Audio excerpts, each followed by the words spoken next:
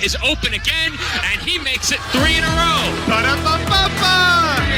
Truly a Mickey 3 there, but into the box for Espeleta. Espeleta with the cross, inside and in for Rogers. First and 15, 7 seconds to go. Gators still have a timeout. Ugarte looks to throw. He fires toward the goal line, and that is caught by Kadeem Wilson for a game-winning Gators touchdown. Rowan heading for the touchpad with the lead, and the props will take the men's 400-yard freestyle relay. Collins running out of real estate, heads back upfield, 25 to the 30, the 35 to 40, the 45 to 50. He has only Kovalevsky to beat. Gets through him, the 10, and touchdown for Collins. They move into the offensive zone. Stick disrupted the pass, but that was not enough. And the Rockets have evened up the score. Johnson to LaFaro, corner three-pointer, splash! Bada bing, bada boom! Everyone's going crazy in the room!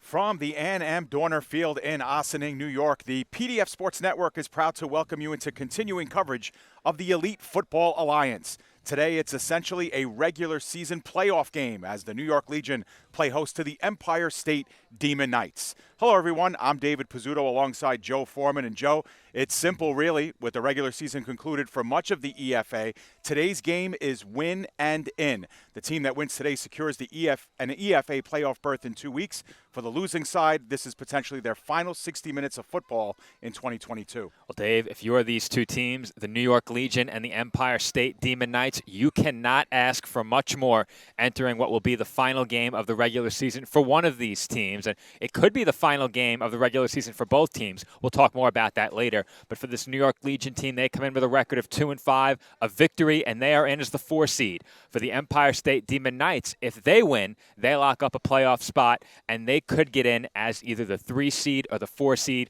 We'll talk more about that throughout the broadcast. Absolutely, as both teams are getting ready for the opening kickoff. Joe, on paper anyway, this is an evenly matched game. Both teams have wins against the Bandits this season by rather similar scores. Both teams fell hard to some of the other teams in the league. But we've seen these teams, Joe, stick around for spells in those games, even the ones that they've lost. They both like to play a little smash mouth football. They want to win the line of scrimmage, force turnovers. We're expecting a battle today, and not just because the playoffs are on the line. No doubt about that, Dave. This Empire State Demon Knights team, a team that loves to run the football, and you and I spoke about it. We've spoken about it during games throughout the season. This New York Legion team is a team that has done a pretty good job against the run, and that is what has kept them in many of the games early that we've covered here on the PDF Sports Network this season. We saw them take on the Harlem Gators earlier this year. They did a nice job slowing down the run game of the Gators, but ultimately it was the prolific passing attack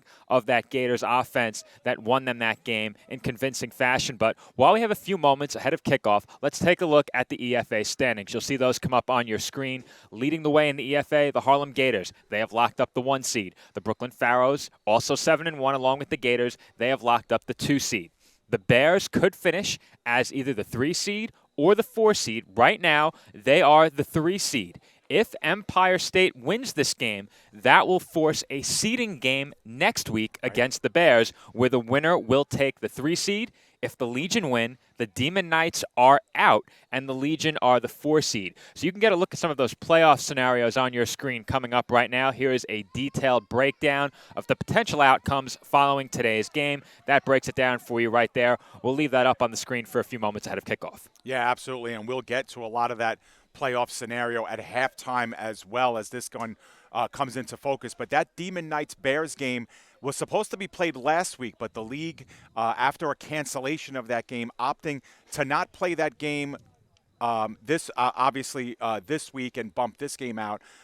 They will play it potentially next week if and only if the Demon Knights beat the Legion. If the Legion beat the Demon Knights today, then the EFA playoffs are the next games on the schedule 2 weeks from this weekend. And, of course, the top 2 seeds, the Gators and the Pharaohs, will host those games. And now it's just a matter of who they're playing in those games. The Legion won the toss. They've elected to defer, and will get the ball first in the second half. The Demon Knights bring 2 guys back, and we're just awaiting the opening whistle here to get us started.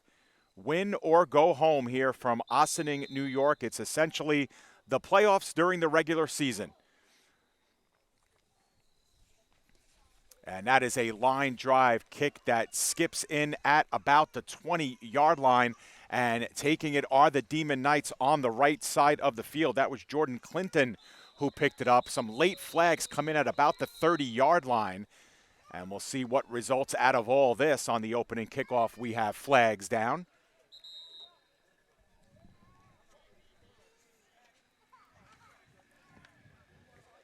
And field position will be a factor in this game, Joe. We know both teams can play some defense. We expect scoring to be at a premium today, at least if both teams have their way. Well, I said it during the pregame, Dave. This Demon Knights team, a team that loves to run the football, if you can make them do that the full length of the field, it becomes a much tougher task for them on the offensive side. The Legion, as I mentioned before, have done a pretty good job at the line of scrimmage defending the run. Their issues have come in defending the pass, particularly the pass down the field. They've also been suspect tackling on occasion, and we've seen short passes go a long way against this New York defense throughout the season as the penalty is sorted out. It is against Empire State, and an opportunity here for the Legion to start this game on defense with Empire State backed up against their own goal line. Yeah, it was a 15-yard penalty, a personal foul for a face mask against the return team. And Jaden Mann will have the signals for the Demon Knights. Took over Joe as the every week starter around week 3 and 4. And he's really added another dimension to this team with his downfield throwing. But as you mentioned, this is a team that likes to run the football. We'll see how they start. And it will be on a sweep to the left side as Ty Lopez is able to gain the edge and get it up to about the 19-yard line. So it'll be a second down and about 5. And Ty Lopez entering our last Demon Knights game. That was back against the Bears a few weeks ago. He was the league's leading rusher. I'm not sure how that's changed, as much of those stats have not been updated since our last game. But nonetheless, Lopez, someone who can be relied upon to carry the football effectively. They turn to him quite a bit. Second down and 5. Man will work under center. Receivers bunched in the slot, and now it'll be the pitch to the right side to Lopez. Lopez tries to get around the 20 and does. Held to a minimum gain of about 2. And coming up, it'll be about a 3rd and 3, maybe even a little shorter.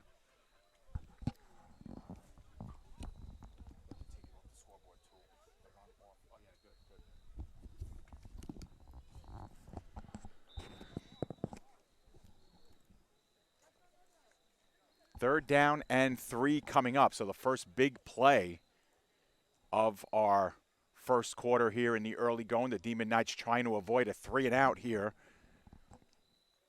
We've seen the Legion do a good job, as Joe mentioned, against the run game.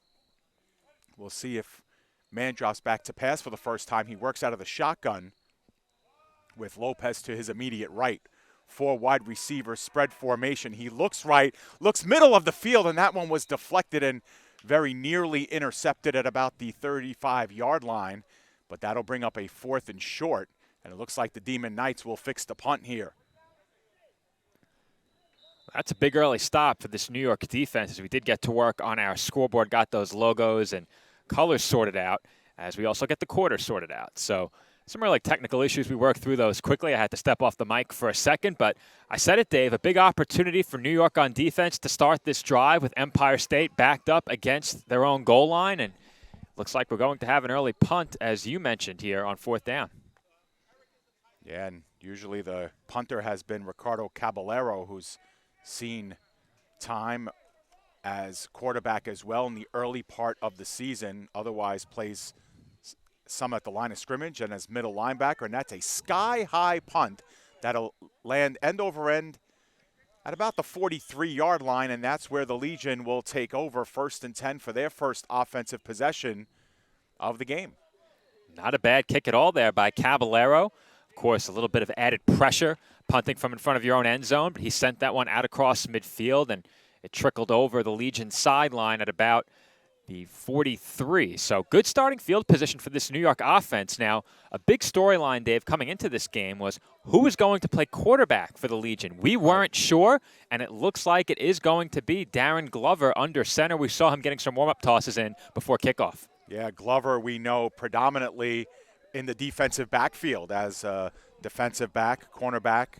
We've seen him in action this season, mostly on the defensive side of the ball, and this could very well be his first action at quarterback, Joe. We didn't see the Legion play last week, but they've had injuries at the quarterback position, and predominantly, Joe, they do like to run the football as well, and they like for their run game to really help out their play-action passing game. They'd like to do a lot of work at the line of scrimmage, so we'll see what the Legion plan to do. Either way, it will be Darren Glover working out of the shotgun to start things off. 3 receivers left. Watch out for a potential screen in that direction. The Legion like those screen passes. Glover will indeed go back to passing. He's going to take off with it. He gains the 45 to the 50 and will be close to the first down marker. Might have just gotten enough. But we see that added dimension of Glover's game as well. That was a run all the way, Joe. No doubt about it, and he drew my attention away from that left side with that formation. A good play call by the Legion. 3 receivers trips out to the left, and Glover took it inside of right tackle. A nice run for the Legion signal caller. He had good blocking, his back getting involved. That was Ralston Romero on the lead block, and a nice gain for the New York offense and a first down to open up their game on this side of the ball. Yep, so it was just enough to gain the first down marker, and first play from the opponent's side of the field for either team here as the Legion will operate at the Demon Knights 47. Once again, out of the shotgun. This time the trip's right. And again, Glover will take off. This time on the other side of the field to the 40, the 35, the 30, and is spilled out there. More than enough for the first down. And the Legion are in business deep now in Demon Knights territory. And I think it's fair to ask the question, Dave, were the Demon Knights ready for this? I sure wasn't, right, as Glover has come out looking to run the football, a pair of design runs, and the Demon Knights just nowhere in the area. After Glover takes off, they are committed to slowing down the passing game. Let's take a look at this replay here and see what kind of coverage the Demon Knights were in. They were just well blocked. They had a lot of men in the box. That was a very well blocked play by the Legion. Credit to their offensive line. Credit to the play callers. Another New York first down. Yeah, identical plays. First to the right side, then to the left. And once again, the Legion will work with trips formation, this time once again to the left side of the field. Golden, the only wide out here on the near side. And this time, once again, on the run will be Glover. This time is corralled at about the 19-yard line, but still a good pickup on the play as we have a man down here for Empire State, about 4 yards short. Nicholas Thedgill looks like he's the man down and writhing in pain, and we'll see as he will get attention brought to him.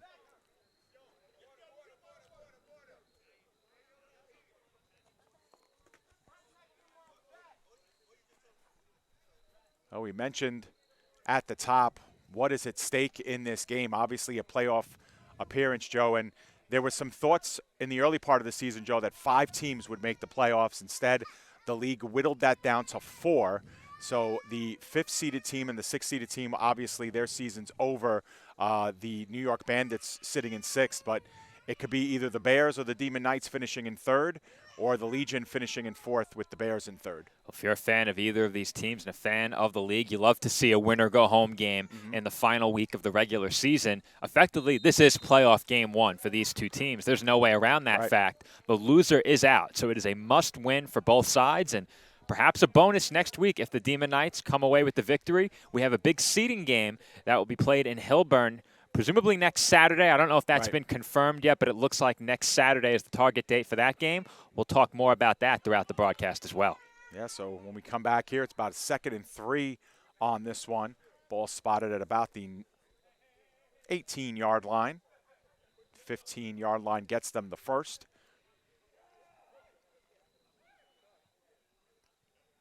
Romero now switches places with Glover. He now operates out of the right side, and the give is to Romero, and he's able to scamper down. He's got the first down and more heading towards the goal line, and he is awful close. He is at the just 1-yard short. line. Yeah, Yep. just short. But look at all the attention that Glover drew on that Right. play. The entire defense was moving to the right side of the Legion line of scrimmage, and that left a gaping hole for Ralston Romero. I spoke about it earlier in the season. I really liked the way that Romero was running, but without a passing game, he didn't get much support. There weren't running lanes because they weren't respecting the pass game of the Legion. Now they're respecting the quarterback, and that opened up a lane on the left side. Ran with purpose that time. And now it'll be a 1st and goal from the 1. Glover again continuing to work out of the shotgun. And he is going to take it himself, and he dives in for the score. And the Legion on the board first. Their opening drive, they go 57 yards, and it's 6-0 for the Legion. What a start for the New York Legion offense. I'm not sure you could have drawn it up much better than that. Didn't have to put the ball in the air once. They go straight down the field, 57 yards. They didn't have 1 third down on that drive, Dave. They take it straight down the field and into the end zone for the game's first touchdown, and that's some statement made by the home team early in this game. Absolutely, and the Legion, who have had points come at a premium all season long to get that first drive score, that is a huge confidence builder. And same formation here for the 2-point conversion attempt. And that one skips over the fingertips of Glover. The ball is still loose. The Demon Knights can pick it up and run with it. They do. They are taken down. So all of that results in an unconverted 2-point conversion. And the score remains 6-0. That's the only negative play that the Legion have had on this drive, and it was a fumbled shotgun snap that leads almost to 2 points the other way. Good heads-up tackling by the Legion to keep ESDK off the scoreboard. Well, Dave, let's just say we've learned a thing or two about fumbled snaps over the last couple of weeks and the potential for recoveries and batted balls and controversy that follows. We'll talk more about that at halftime. Yeah, for sure. We expect to give you a extensive halftime today as we get to some of our things that we'd like to review, including that muffed shotgun snap from a few weeks ago now, 3 weeks ago. We have a lot to catch up on. When you and Nick, covered the Gators and the Bears. We've been, off here or idle on PDF Sports Network, and it's really Mother Nature's fault, Joe. The rain has really kept us away from these fields the last couple of weeks. Of course, we broadcast outdoors, and the rain in the forecast the previous 2 weeks has kept us away. But it's a gorgeous day here in Ossining for this one. Last time you and I called a game, I believe it was here. It was here, yeah. It was here, and that was in week 5, I believe. Yeah, Pharaohs and Legion. The Pharaohs winning that one by a huge score. A record-setting score. Yeah. And, it's kind of the story of the Legion season, Joe, is that they've started games, rather strong, or at least into games, and then at some point the wheels have fallen off, and they've got a great start to this one as there's another skipping kick that ends up at about the 25-yard line, and with some room past the 40, the Demon Knights will take over for their second drive of the game. Ty Lopez was the one who picked it up and was able to get about a 16-yard return off of that. My big question, Dave, is was that football out? The Legion appeared to think so. We're going to get a look at it here on the replay. Lopez didn't appear concerned at all. We'll see if we can spot it. Oh, if it did, it was late, Joe. Yes. At least that's the reaction that we saw. But you said a good start for the Legion. They have not started this strongly all season long. Absolutely, and for ESDK. Their first drive started at the 15, so this is a huge improvement here as they have the ball 1st and 10 at their own 42. And we're going to have a quick whistle here. I think a timeout has been taken by Empire State, so the Demon Knights utilize the first timeout of the game. And I'm not sure Empire State could have imagined that this early in the game they'd find themselves behind by a touchdown. Does that change anything strategy-wise for them looking to run the ball? One of the points I was going to make ahead of this game, and our pregame was a bit abbreviated, but one of the points I was going to make is that Empire State has really had a tough time playing from behind.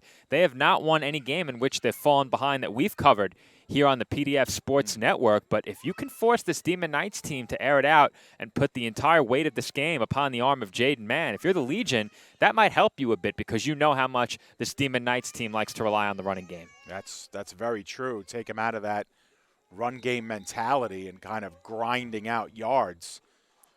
But Demon Knights have been a rather complete offensive team as of late, especially with the emergence of Mann at quarterback. But still, Joe, as you mentioned, they want to be able to run the football. And getting into too deep of a hole definitely takes that away as the game goes on.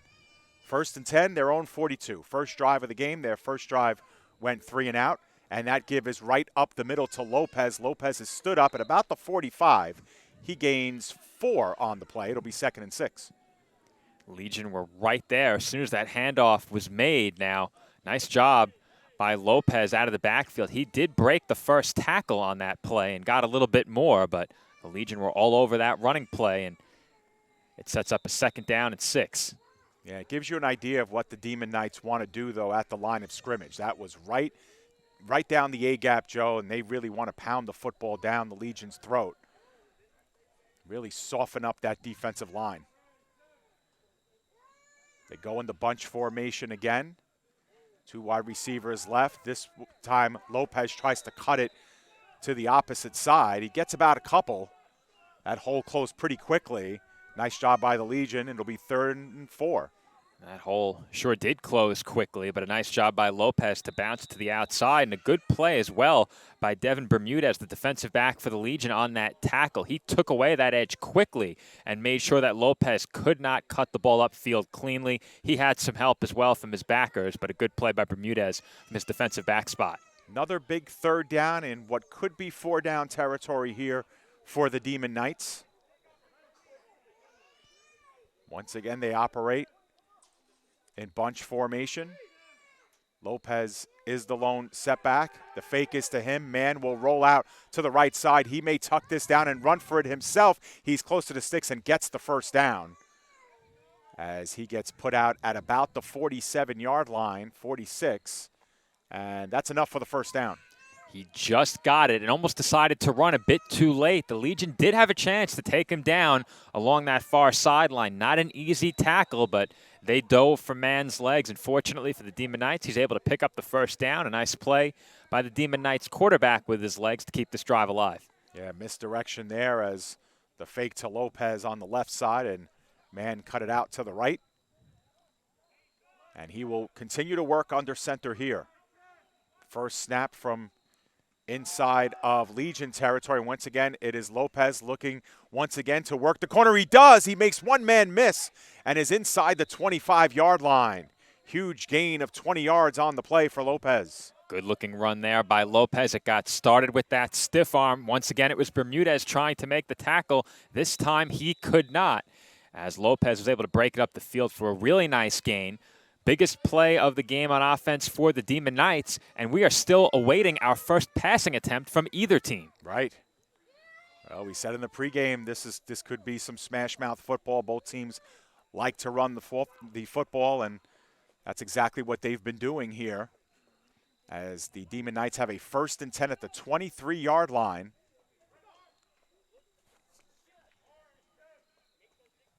Man from under center. Plenty of bodies in the box. The give is to Grizzle, who tries to gain the edge on the opposite side, but he is going to be taken down there. Plenty of black jerseys. We're not fooled there on the misdirection, Joe, and that could be a loss of 1. Grizzle, one of the big playmakers on this Demon Knights offense, whether it be in the passing game or occasionally in the running game, as we saw right there. Last time we covered Empire State, they had added some more playmakers on the offensive side, more players getting reps at wideout. Those included Grizzle, of course, and A.J. Ray, and Tyler Sawicki had a big catch in that last game we covered against the Bears. Errol James was heavily involved in the passing game. A lot of options for this Demon Knights offense. Officially a short loss on the play. Call it a second and a long 10 or 11. And we'll see man working out of the shotgun now as they go spread formation. Short drop. He's looking right side on the slant. The catch is made, and it is going to be enough for a first down. As potentially first and goal coming as A.J. Ray makes his first catch of the day. Quick, short timing pattern that time, Joe. And short drop by man, took 1 or 2 steps. Knew exactly where he was going to go with the football. And here's a second look at it, as there was a nice window to throw into there. Danny Dedvacage on the tackle for the Legion. He was among their leading tacklers last season. He did not play last time we were here. He's out there this afternoon, makes a big tackle there. First and goal, and they sweep it out to Lopez, who cuts it back up inside, does make a couple of players miss, still on his feet, and is able to take it in for the score. What a run there by Ty Lopez. He broke not 1, not 2, not 3, but potentially 4 tackles on that play on his way to the end zone as he receives high fives from his teammates for a job well done. And he certainly deserves it as Lopez, with the extra effort, takes it in from about 8 or 9 yards out. Here's one more look at it. Yeah, he looked dead to rights, as Joe just mentioned. There's one missed tackle. There's another, and no one can bring him down. Tremendous job by Ty Lopez, and a great response for the Empire State Demon Knights, who have a chance now to take the lead as they will go for 2 here. Lopez is out of the game. Man is going to run himself right side, and he is in there for the 2-point conversion. Nicely designed play there by the Demon Knights. Once again, a bootleg for Man. This time it appeared to be a designed run as he had a lead blocker out there, and Man was able to trot his way into the end zone. Didn't have to sprint, didn't have to put too much effort into it, as there were not enough Legion players on that side of the field to take him down. So for Empire State, you said it, Dave, a great response to an impressive first drive by the Legion. We'll see how the Legion answer playing from behind here. Yeah, we said in the pregame, this one has the makings to be a well-matched game between 2 evenly matched sides, and that's exactly what we're seeing. The Legion with 1 possession and a score, and the Demon Knights now with a touchdown on their second possession. They do convert the 2, and just like that, they have themselves an 8-6 lead as the first quarter seemingly is coming down to an end. Joe, you'd have to think, with a lot of the plays being running plays and that clock being rolling for much of it. We've had 1 pass attempt so far in this game, and it was complete. Right. That's it. Every other play on the ground. So that really sets the stage for a game that moves very quickly. Now, we don't have the official time remaining in the first quarter, but we'll be on the lookout for a signal. We have to be getting close. Yeah, no question about it here, as Caballero will kick off here for Empire State. So officially both teams have had the lead once in this game, and we'll see how it turns out, and if now the Legion respond the same way the Demon Knights have. Final players trickle onto the field, and that over-the-shoulder catch is not made, and the ball goes out at about the 18. Now, a flag came down, Joe, but I'm wondering if one of the Legion players there actually touched that as he tried to go over the shoulder and make that catch. If that's the case, that flag should be picked up. Well, he sure did touch it. There's no doubt about it. Whistle's continuing to blow.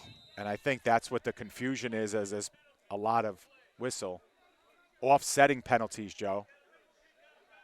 Illegal kick out of bounds on the Demon Knights, and an illegal substitution on the Legion. Player came in late, offsetting penalties, and they will re-kick it. All right, so we'll tee it up again and try for a second time on that kickoff, but that penalty for the illegal kick out of bounds, Yeah. it looked like it was Bermudez once again involved in that play along the far side. He tried to make the over-the-shoulder catch. As you said, Dave, he certainly touched it. Yeah, I sure thought he did, Joe, but maybe it's just the way, and maybe that's what they're talking about here again. As they meet again at about the 20-yard line, and here comes another explanation.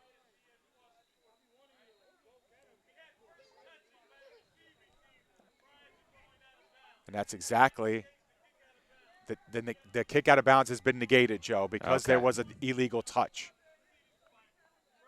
So it will be a first down for the Legion. And the penalty for the illegal substitution will be assessed on the return. So we'll see where they spot this. I'm guessing at about the 13-yard line. We'll see. That ball was touched and went out of bounds at about the 18. So I think that's where the officials will congregate and figure out where the official spot will be for this. But either way, the Legion are going to have to go a long distance on this drive. And it looks like they're getting it right. They're going to put the ball down at about the 12-yard line. Ahead of this drive, my big question is how will the Demon Knights defense adjust to Darren Glover and his ability to run it from the quarterback position? They had no answers on that first drive, and the Legion didn't really try and hide what they were doing. Right. Each and every play up until the last couple were run by Glover. He got them deep into the red zone, and Romero got them down to the goal line before, once again, Glover got the carry and finished the job. Right. Well, what's the old saying, you know, fool me once, shame on you, fool me twice, shame on me. Let's see if Glover is able to run it like he did on that first drive now that the Demon Knights might know what's coming. Once again, they do work out of the spread, and Glover in shotgun formation. Remember the fumbled snap, too, that came on that two-point conversion. That snap is a good one. Glover steps up in the pocket. He is being shadowed. He is able to get the edge for a minimal gain before he's popped out of bounds by Caballeros. Officially a gain of 3 on the play, 2nd and 7. Good coverage there by the Demon Knights. Nowhere for Glover to go with the football, but it didn't matter on that play. He still made something out of almost nothing and was able to gain about 3 yards, as you'll see right here on this replay. Good pocket awareness there. Didn't look to run it immediately. Did survey, look for an open target, could not find one. Yeah, and it looked like Caballeros could have even been spying on that play on Glover the entire time. And we will see if that's what they employ the rest of the way, Joe, if they assign a quarterback spy to Glover. That might open up some options in the passing game. 2nd down and 7. This time the trips formation on the near side. Glover takes it, immediate throw out into the flat, and making one man miss and getting closer to the first down was Shane Barker. Barker is able to cut the yards to go in half. It'll be about a 3rd and 3. On the opening drive, we saw Glover come out in very similar formation, ran the ball in the opposite direction. If you can catch the defense moving the wrong way, that screen pass becomes all the more effective. Good job there by Empire State defensively to stay home on that screen pass. I'd be very curious to see if maybe they try a pump fake on a play like that later and then maybe send a man deep, or perhaps a pump fake and then Glover looks to run. But there's so many things you can do when you have a quarterback who can move like Glover has so far in this game, as that will bring us to the end of the first quarter. Right, so we are through 1 quarter. Oh, actually not, Joe. I thought so. Yeah, I thought so as well. That'll be 3rd down and along 2, 3 yards here. Glover, once again, is going to tuck it down and take it himself, but nowhere to go. As that time, the Demon Knights were not fooled. Ricardo Caballero once again with the tackle, and it'll be 4th down and 3. That's a great play by Empire State defensively, as the Legion really tried to pound the rock right up the middle with the quarterback. That was a very simple play call. You may call that one a quarterback blast up the middle, but the Demon Knights did a great job of shutting that play down immediately. There was nowhere for Glover to go, and very quickly Empire State gets off the field and will give the ball back to their offense. Jordan Clinton's setting up at the midfield stripe, as Golden will punt it away, as Legion get a couple of late substitutions out of the game. Either way, the Demon Knights will probably get very good field position out of this as they hold the Legion to a 3-and-out here after scoring a touchdown of their own to take the lead. Snap, and the kick is up, and it lands at about the 45-yard line. It's going to take a Legion bounce, and they will see it through, and Barker will pick it up at the 44-yard line.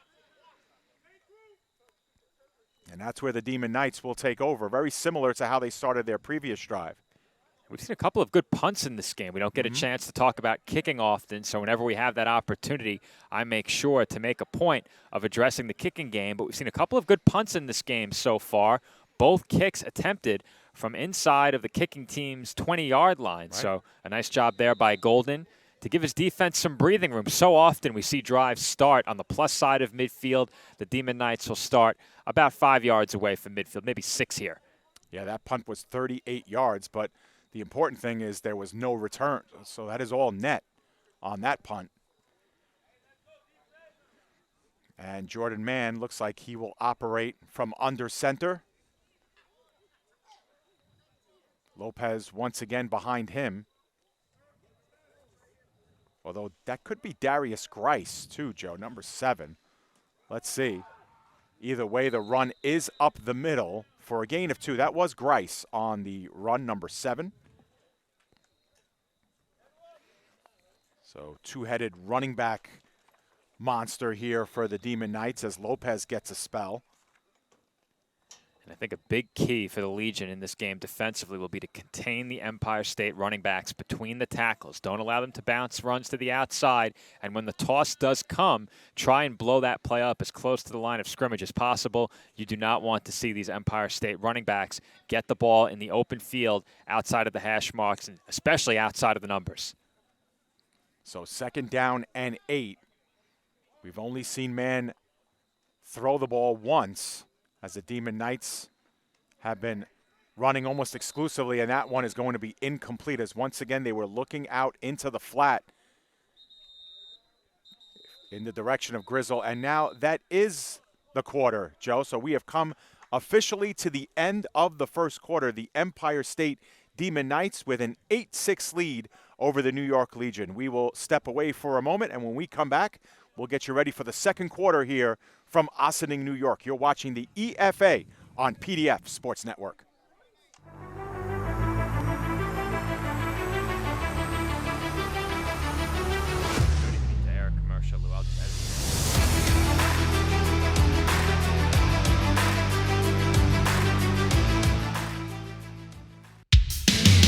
Unbeatable Tires and Accessories LLC is your tire for all seasons. Visit us 7 days a week and call us now at 347-879-3100.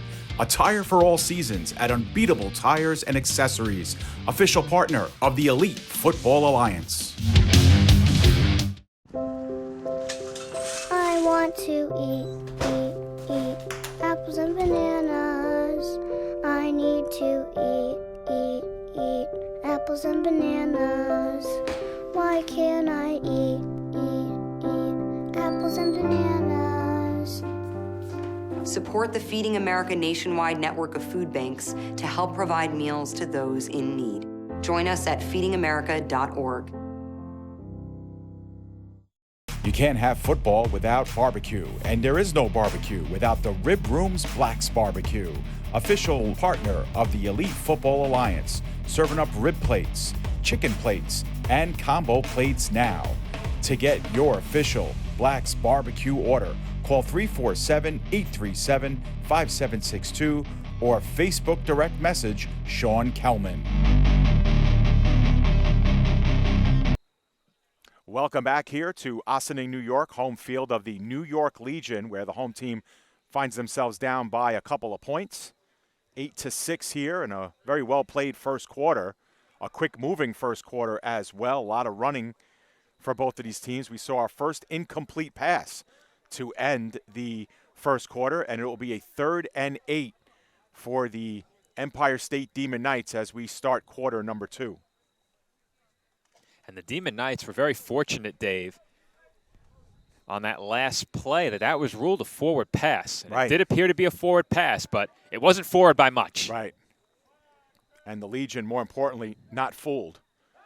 Man will go back to pass. He does have time. He's looking middle of the field, and the catch is made with plenty of room to spare. Sawicki is in for the score. There is a flag down late at about the 15. But Sawicki was able to square up, make the catch, and take it the rest of the way. May come back, Joe, for a block. We'll see. And I'm not sure any help was necessary, Dave. Sawicki had a lot of room to run in the secondary once he caught that ball. We'll get a second look at it here. But a good throw by Jaden Mann, who had a clean pocket and plenty of time. Look at all this time. Look at that pocket. There was no pressure on the Demon Knights quarterback anywhere. And I did see where the flag came in, Joe. It was for a block in the back, which you said, Joe, was completely So unnecessary. Terrible Unnecessary penalty. at all, yep. And That's an awful penalty. so instead of 6 points, it will be a 1st and 10 at the 25-yard line for Empire State. Jaden Mann now 2 for 3 on the afternoon. And, you know, that pass was a good one, but it was high, and Sawicki had to kind of stop his route and square up and make that catch. Did a great job. And that's been one of the Achilles heels for the Legion too, Joe. You mentioned it during pregame. It's the long downfield passing that they've had some struggles with. Man will once again work in the shotgun, and this time he's going to take it immediately, but he gets stood up. No gain on the play. It'll be 2nd and 10 as 3 black jerseys were there to meet him. Ronald Morris was the first one in. Well, I'm not sure how easy it is to spot on our camera angle, but we could see it very clearly from where we were. They were punching at that football, trying everything to rip it out of the arms of Jaden Mann. A great job by the Demon Knights quarterback to protect that football, and you'll get a good look at it here on the replay. There you see it, a big right hook taken at that football by the Legion. Mann does a good job to secure it. No gain on the play. Nicely defended by New York. So 2nd down and 10 as Lopez has reported back into the game at tailback for the Knights.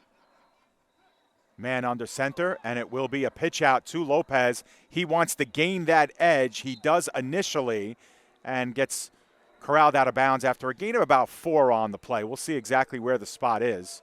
Either way, it'll be 3rd down. Well, a chance for the Legion defense here to force a 4th down, and I think it's almost a sure thing Empire State would go for it. But nonetheless, a chance for the Legion to give their defense that big opportunity to get off the field. At the very least here, if you're New York, don't surrender the 1st down, force a 4th down play, and then anything can happen for you on the defensive side of the ball. Officially 3rd down and 6, but as Joe just said, this is definitely 4-down territory for Empire State. In the backfield now is Lawrence Woody for the Demon Knights. Listed as a linebacker, he's to the left of Mann. He gets to pick up the blitz, the pass in the middle of the field. That pass just a little bit behind Christian Grizzle, who might have had a step on Darren Glover. Either way, incomplete, 4th and 6. Quarterback and cornerback, Darren Glover. He's out there on both sides of the ball today, and he had some help. There was pressure on Mann ahead of that throw. The ball was just a bit off target. The intended receiver was open on the play. Fortunately for the Legion, they did get home on that pressure of Jaden Mann. And as I said, Dave, it's now a 4th down and about 6 yards to go. A big opportunity here for this New York defense to get off the field. Yeah, big play here, early 2nd quarter for both teams. Legion brought the heat on that last play. Demon Knights picked it up pretty well. That's what allowed Mann to survey the field and try to get that one in there that could have potentially went for 6. Here they only need 6 yards for the 1st down. And we got a lot of movement, free play, and tossing it up. The pass is picked off and going the other way with it, and finally getting corralled out of bounds was Devin Bermudez. Either way, though, this looked like a free play from the start. It looked like offsides in the entire Legion defense, Right. Dave. Were they drawn off? Because the whole team crossed the line of scrimmage ahead of the snap. Yeah, you'll get another look at it. Yeah, as a matter of fact, Joe, when the penalty was called on the field, a number wasn't even given. It was just said by the defensive line. So it'll be a 4th and 1 instead of a 4th and 6. So how about this for a big play? Speaking of bad penalties, we had one by the Demon Knights on that big reception by Sawicki, and now a bad penalty there committed by the Legion. And I have heard referees get humorous with it and say the entire defensive line. So that would have been fair in that situation. Well, the Legion blitzed heavily on 3rd down, and they were obviously blitzing on that down as 3 or 4 defensive linemen came in early. And here on 4th and 1, a lot of attention being put inside the box. Man will work under center. He will give up the middle to Lopez. Lopez is able to string it out. He is working inside the 10. Either way, 1st down for the Demon Knights. It'll be a 1st and goal, officially at the 5-yard line. Well, I said it before, Dave. This Legion defense wants to keep Lopez and these Demon Knight backs contained inside of the tackles. Once Lopez bounced that run out to the left, there was no way they were going to get him. They had an opportunity to bring him down, didn't take advantage. I think Lopez had already picked up the 1st down, but he picked up much more after that broken tackle. Yeah, there was a committee meeting right in the middle there, and Lopez, like you said, was able to bounce it to the outside and get a lot more real estate. So looks like it's just outside the 5-yard line here. 1st and goal for the Demon Knights. They cashed in on their last drive via a 9-yard touchdown run by Lopez. Lopez is the lone setback behind man this time. They go 2 wide receivers right, double tight end set, and it will be a sweep to Lopez on the left side. That time he has stood up, and he will be thrown for a loss on the play.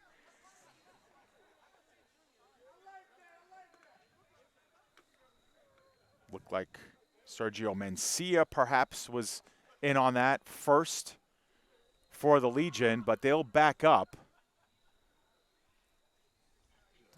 about a half a yard. That ball will be spotted at exactly the 5. Lopez doing well to shoulder the defender to at least fall down forward. But either way, 2nd down and goal as the Knights taking a long time in their huddle here, and they finally break it. Interesting area of the field. We'll see if man decides to roll out or throw the ball here. We've seen that. They like the corner fade here a lot, Dave. They do pitch it instead to Lopez. He is working towards the corner flag, and it is in for the touchdown. He just was able to reach the pylon, Joe, and Lopez is in the end zone for the 2nd time. Another broken tackle for Lopez and another touchdown as once again they run the toss, this time to the left.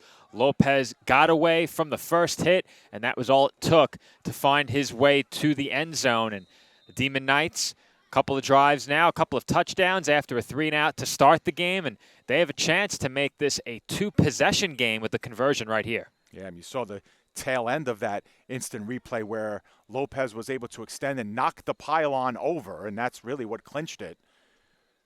And now they will line up for the 2-point conversion, which they did convert the last time.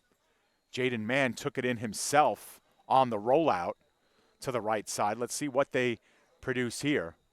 Lopez stays in at running back. Actually, no, that is a pitch, and the ball is going to be in for the 2-point conversion. Once again, that was Lawrence Woody, the listed linebacker, taking it. With the head of steam, he gets in for the 2-pointer, and it's 16-6. And importantly, that makes it a 2-possession game. We've spoken about it many times before. The kicking game often not a factor in these Elite Football Alliance matchups, and assuming that is the case here today as well, it will take at least 2 touchdowns now for the Legion to get back in front in this game, and that's assuming, of course, that Empire State doesn't score again. So after the Legion jumped out to an early 6-point lead, they now trail by 10 just like that. Right. It happened so quickly. They took that 6-point lead. Demon Knights responded quickly, went up by a pair. The Legion go 3-and-out. Demon Knights march right down the field a second time and punch in another score. You have to like what you've seen from the Empire State offense since that opening drive. Yeah, absolutely. And you could see from the body language, too, on these teams post-touchdown, the Legion kind of downtrodden, walking back very slowly to their sideline, and the Demon Knights with a lot of pep in their step after the last 2 drives, able to take a 16-6 lead. And as Joe mentioned, more importantly, it's a 2-score lead. And that is imperative in games like this. And go back to some of the things that we talked about very early, is that the Legion have been in a lot of games early. In that game that we covered against the Pharaohs, the score was 6-0 after just 1 period. The final score ended up being 74-6 in favor of the Pharaohs. Legion giving up 68 points in the final 3 quarters. We saw a game where the Legion faced off against the Gators. Joe and Nick covering that game where the score was 6-0, very deep into the second quarter, and then the Gators kind of blew the doors open of that game as well. And, you know, if you're the Legion, you don't want to see this game slip out of your hands as it has happened before.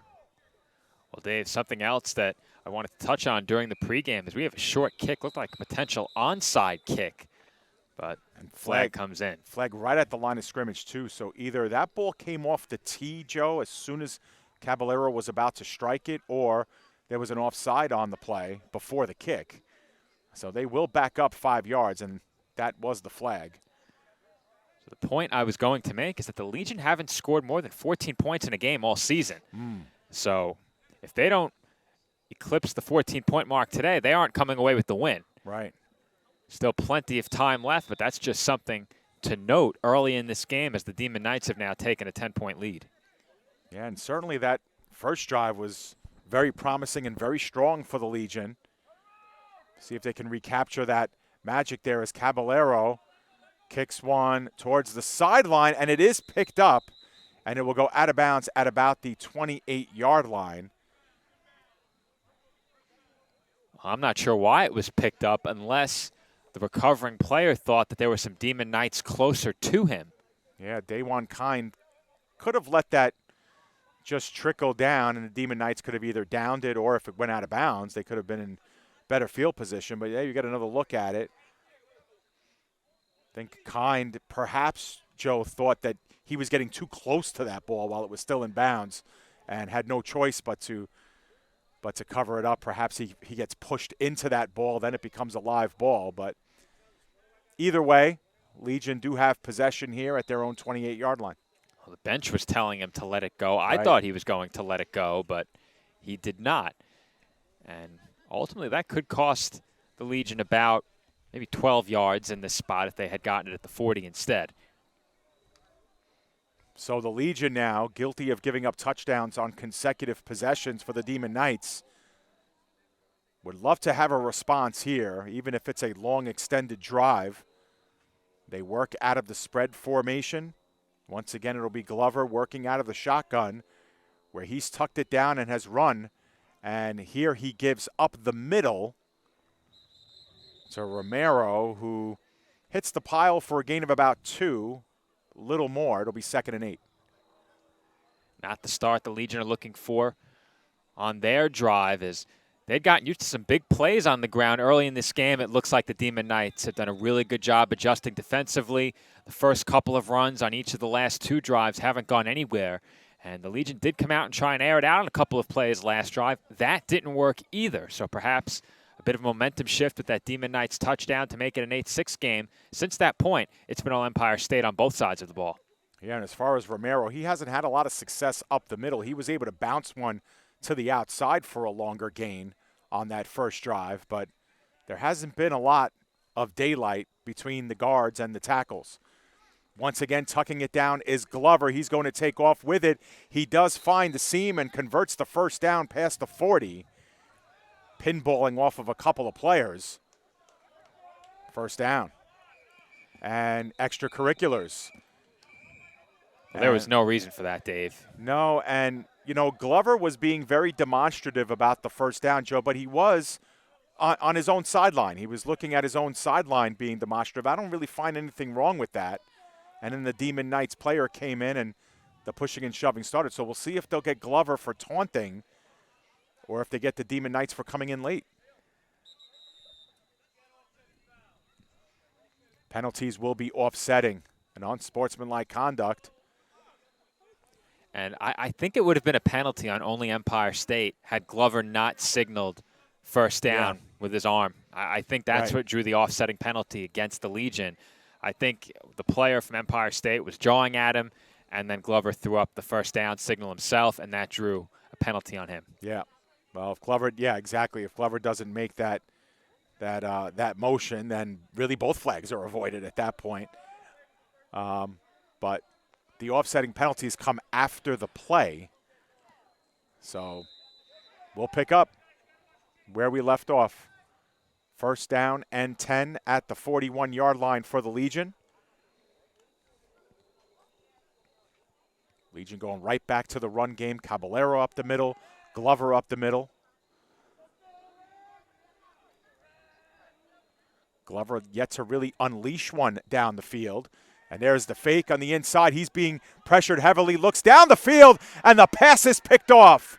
It was short, and it was collected by number 15, Jordan Clinton, and he takes it back into Legion territory. That one just hung up there too long, Joe, and like a center fielder, Clinton was able to work underneath it and scoop it up for the interception. And Glover had a man open on that play. It was Terrell Christian who got behind the defense. Now, number 15 for the Demon Knights, Jordan Clinton, is listed at 5'10". At a glance, he looks much bigger. He looks closer to 6'10", Joe. Yeah, he looks closer to 6'10" than 5'10". So I'm not sure if that's an error in the height listing or if another player is wearing number 15, but nonetheless, an interception for this Demon Knights defense. And if they can march down the field and score again, they put the Legion in a very difficult spot.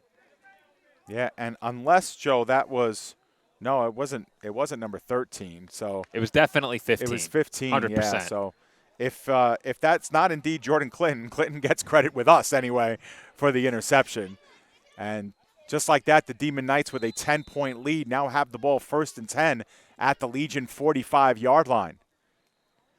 Caballero's listed 5'8". He's standing next to number 15 right now, and there's at least a foot height differential, at least. All right, so maybe that was just they got the 5 wrong. It should have been a 6. Who knows? Perhaps, and that's a big DB. Yeah, absolutely. That's a created player. Darius Grice now in the backfield, and he gets the carry up the middle, is able to find real estate, drops his shoulder, and gets down past the 25-yard line. Great downfield running by Darius Grice. And another big play for this Demon Knights offense. Things got off to a bit of a slow start. They've really picked up here as they had that huge passing play on the last drive, or I should say now maybe even 2 drives back. I've lost track. They've moved the ball so quickly. But nonetheless, this Demon Knights offense has begun to play very well in this first half, following that 3-and-out to open the game, and they already find themselves on the doorstep of the red zone. 21 yards on the carry for Grice, who remains in the game. Demon Knights continue to work the spread with 4 wide receivers.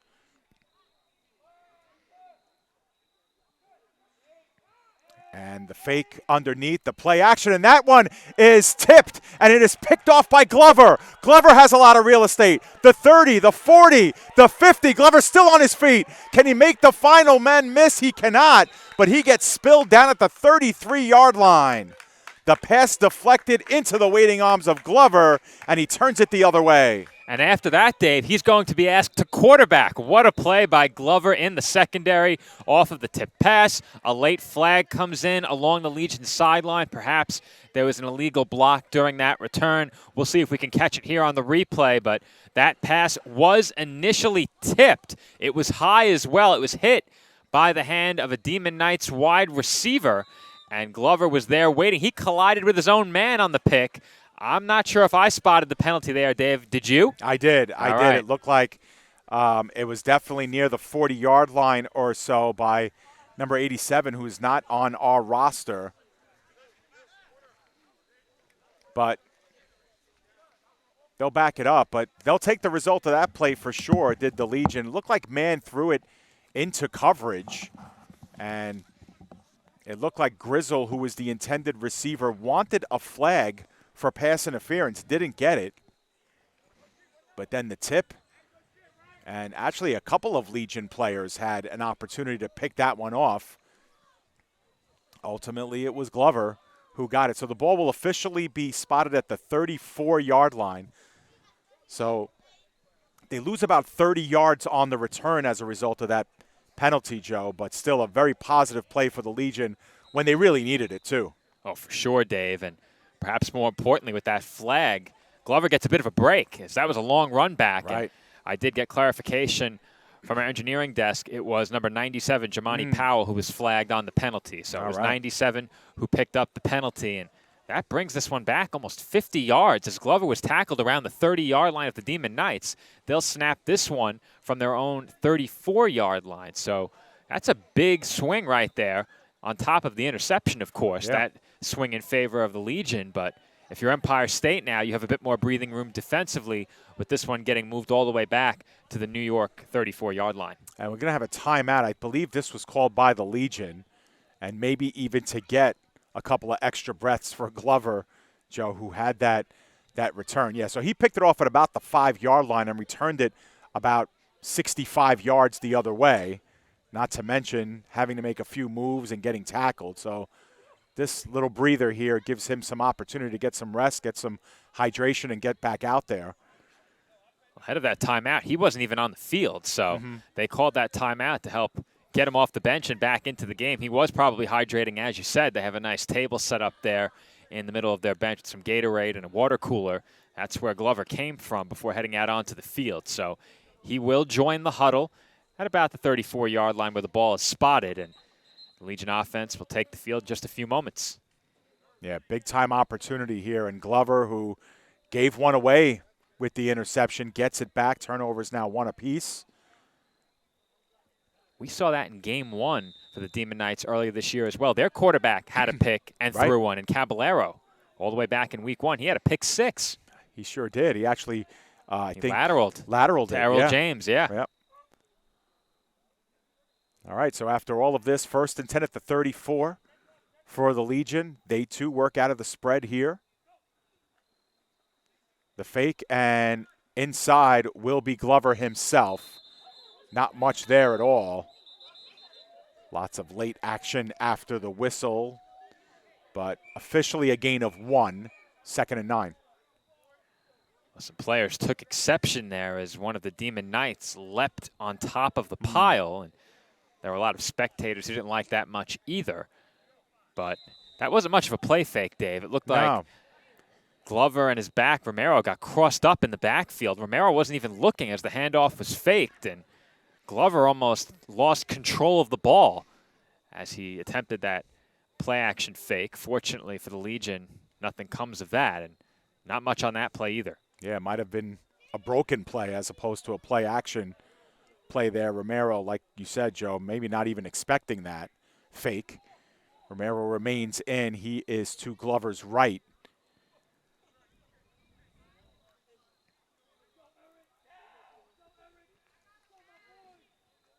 We haven't seen much of a downfield passing game for the Legion. In fact, the one time where they did go down the field, it was the interception. Demon Knights showing blitz. They do bring in some pressure. Glover is able to make the first wave miss, and he dives ahead for about a gain of 1, but that's it. It will be 3rd and 8. Well, it's very clear the Demon Knights are not going to let Glover beat them with his legs. If the Legion want to run the ball at their quarterback, they are certainly going to have to earn it. As the Demon Knights are crowding the box, they are not allowing Glover to break contain, and when he breaks up the middle, Caballero shoots down into that gap and immediately meets him. There you see it right there. He had some help as well from another defender who was the first to get his hands on Glover. That was number 20, Toussaint Cummings Jr., also a linebacker for this Demon Knights defense. Yeah, and on that replay, Joe, I was firmly watching Caballero in the middle of that defense, and all he's doing is watching Glover at this point. He's really not, spreading out wide at all. He's staying home, and his job is to spy on Glover the entire way. Glover goes back to pass, looks in the flat to Barker, and Barker is going to get taken down after a loss of 2 on the play. So that'll put them back to the original line of scrimmage and 4th and 10. And how often do you see a drive without an incomplete pass where you run 3 plays and end up right where you started? No sacks, no incomplete passes, No yardage gained by this Legion offense, and this Demon Knight defense has really become much tougher for this Legion offense to navigate since that opening drive. They have had a hard time picking up any yards at all. Well, we knew that we were not going to see a lot of downfield throwing for the Legion with Glover in at quarterback. They tried it the one time. The result was the interception. Doesn't mean they won't go back to it, but everything has been either a run or a pass in the flat at the line of scrimmage, hoping your receivers can make a man or two miss.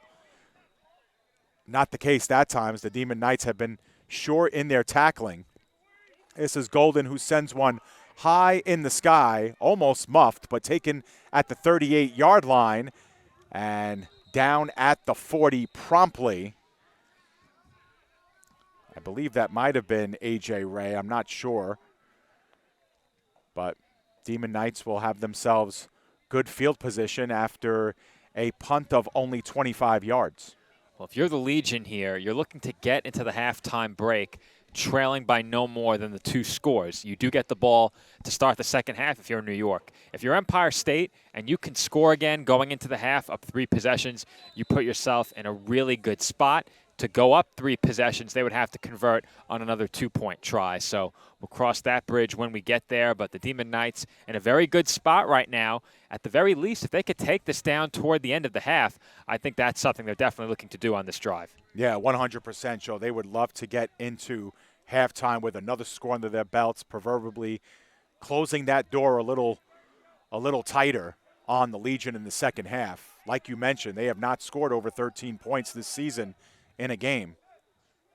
It'll be a tall order as the run will go up the middle to about the 45-yard line. Once again, that's Lawrence Woody earning time at running back.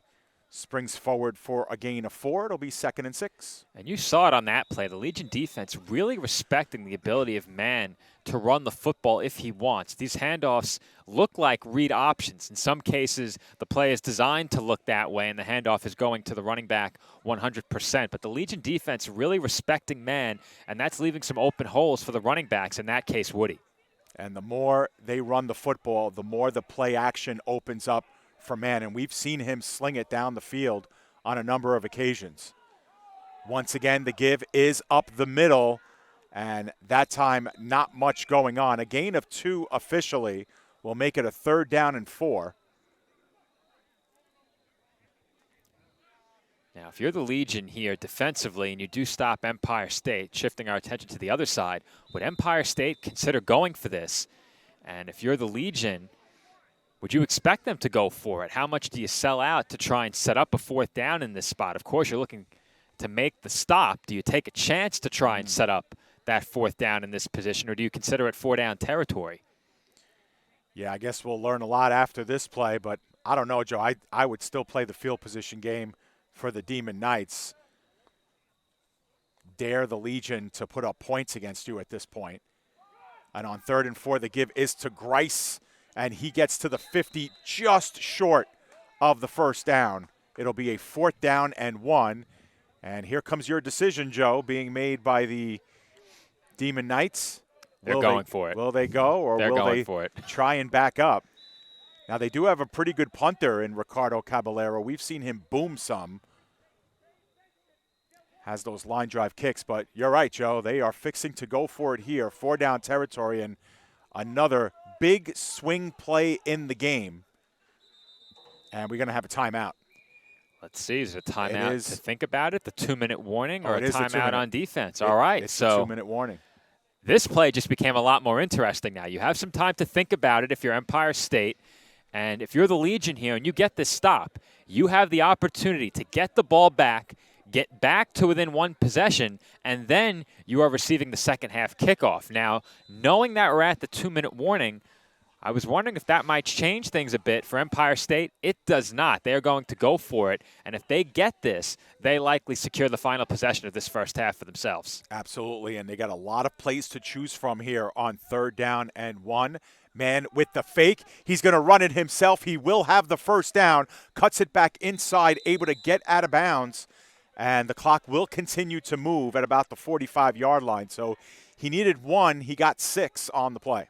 And the Legion had a chance to bring him down behind the line of scrimmage, and with the opportunity to make that tackle was defensive end Ronald Morris. You'll see it here on the replay. He did a nice job of reading that play correctly, but had committed just a bit too far to the inside, and man, fleet of foot, able to avoid him. Good elusiveness there on display from the Demon Knights quarterback. He picks up a crucial first down in this first half. As I said before, this likely ensures that Empire State will get the final possession of the half.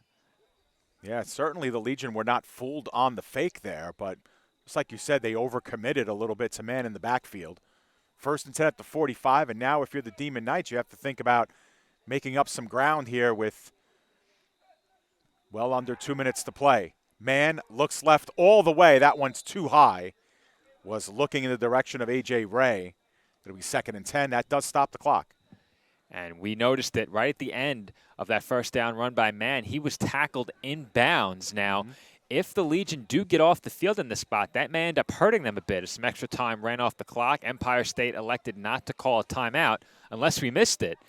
But the Legion perhaps with one more chance to get themselves another possession. If they can get off the field here, they still have 2 of their 3 timeouts intact. If they elect to use them on the offensive side, we'll see if Empire State can make that a moot point with one more first down.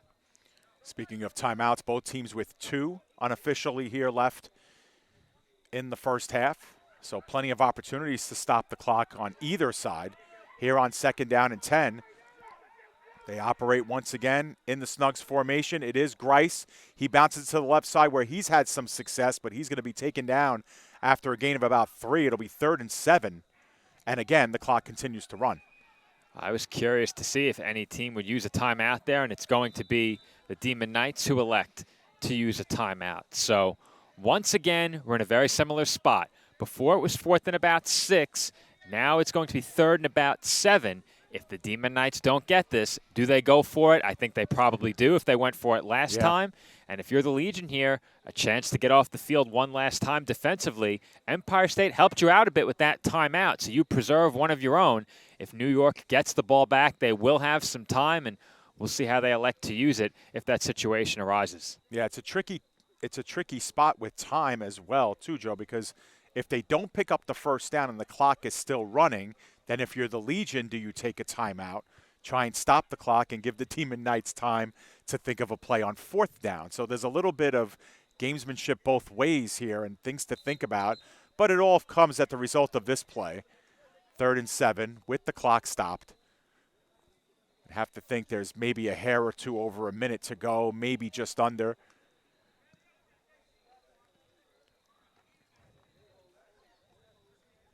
They will work out of the spread.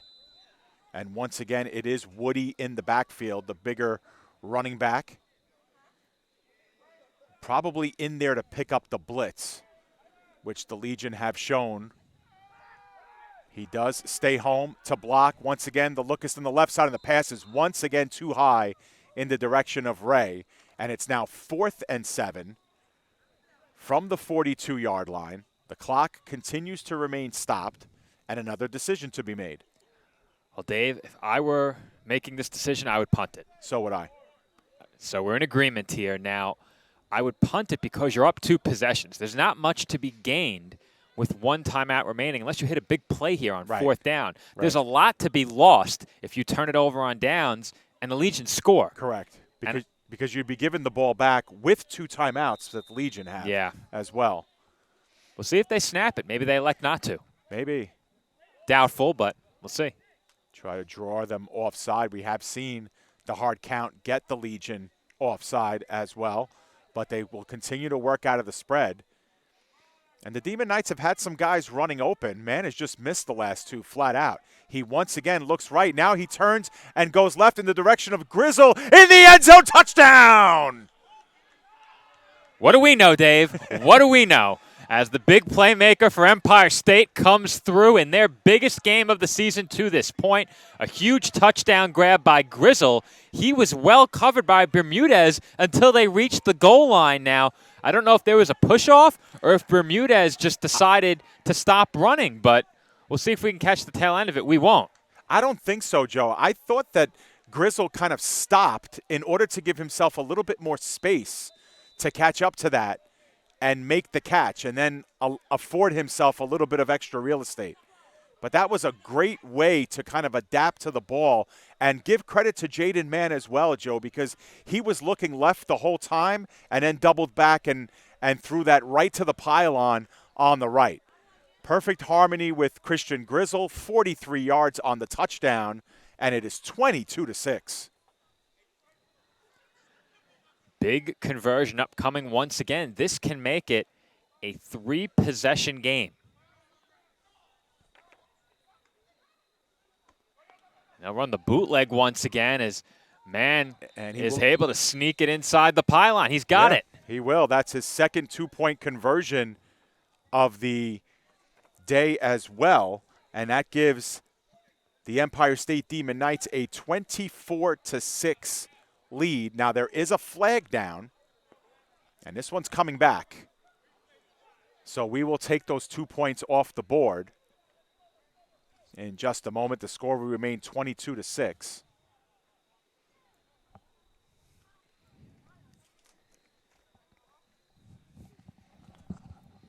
So they will redo the conversion here. And the Demon Knights will take their time discussing what they want to do here. They're currently up by 16, which is 2 touchdowns and 2 extra points, or 2 2-point conversions, I should say.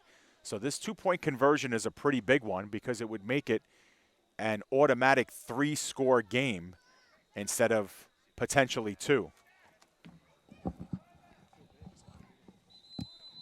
And we're going to see a timeout called here by the Demon Knights as that play clock was running down. So, Joe, a penalty on the 2-point conversion. And it's a big 2-point conversion, too, because now it's still a 2-score game. 2 touchdowns, 2 2-point conversions.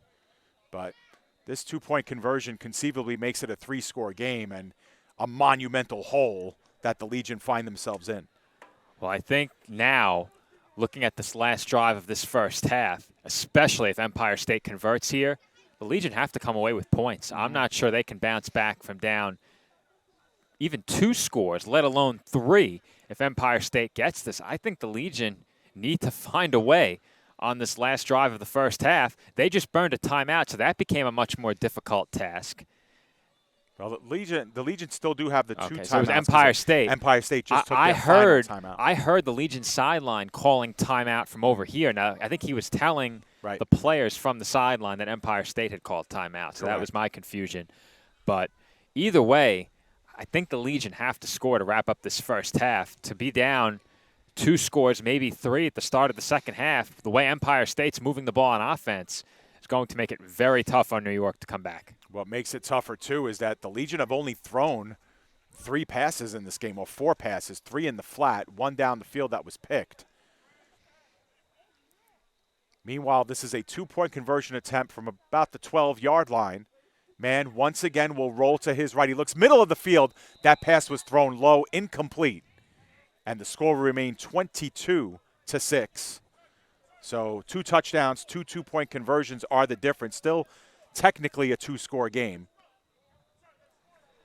And I'm curious to see how aggressive will New York be here on offense. As you said, Dave, they still have the 2 timeouts. You have to figure they have under a minute. I'm not sure they have time to make anything happen. Well, they also haven't really seen a decent kickoff yet, too. There's been a couple of line drivers and, you know, so if you're the Legion, if you could field this kickoff clean and return it up to about midfield, you will have a couple of opportunities to take some shots, especially with, as Joe mentioned, the 2 timeouts.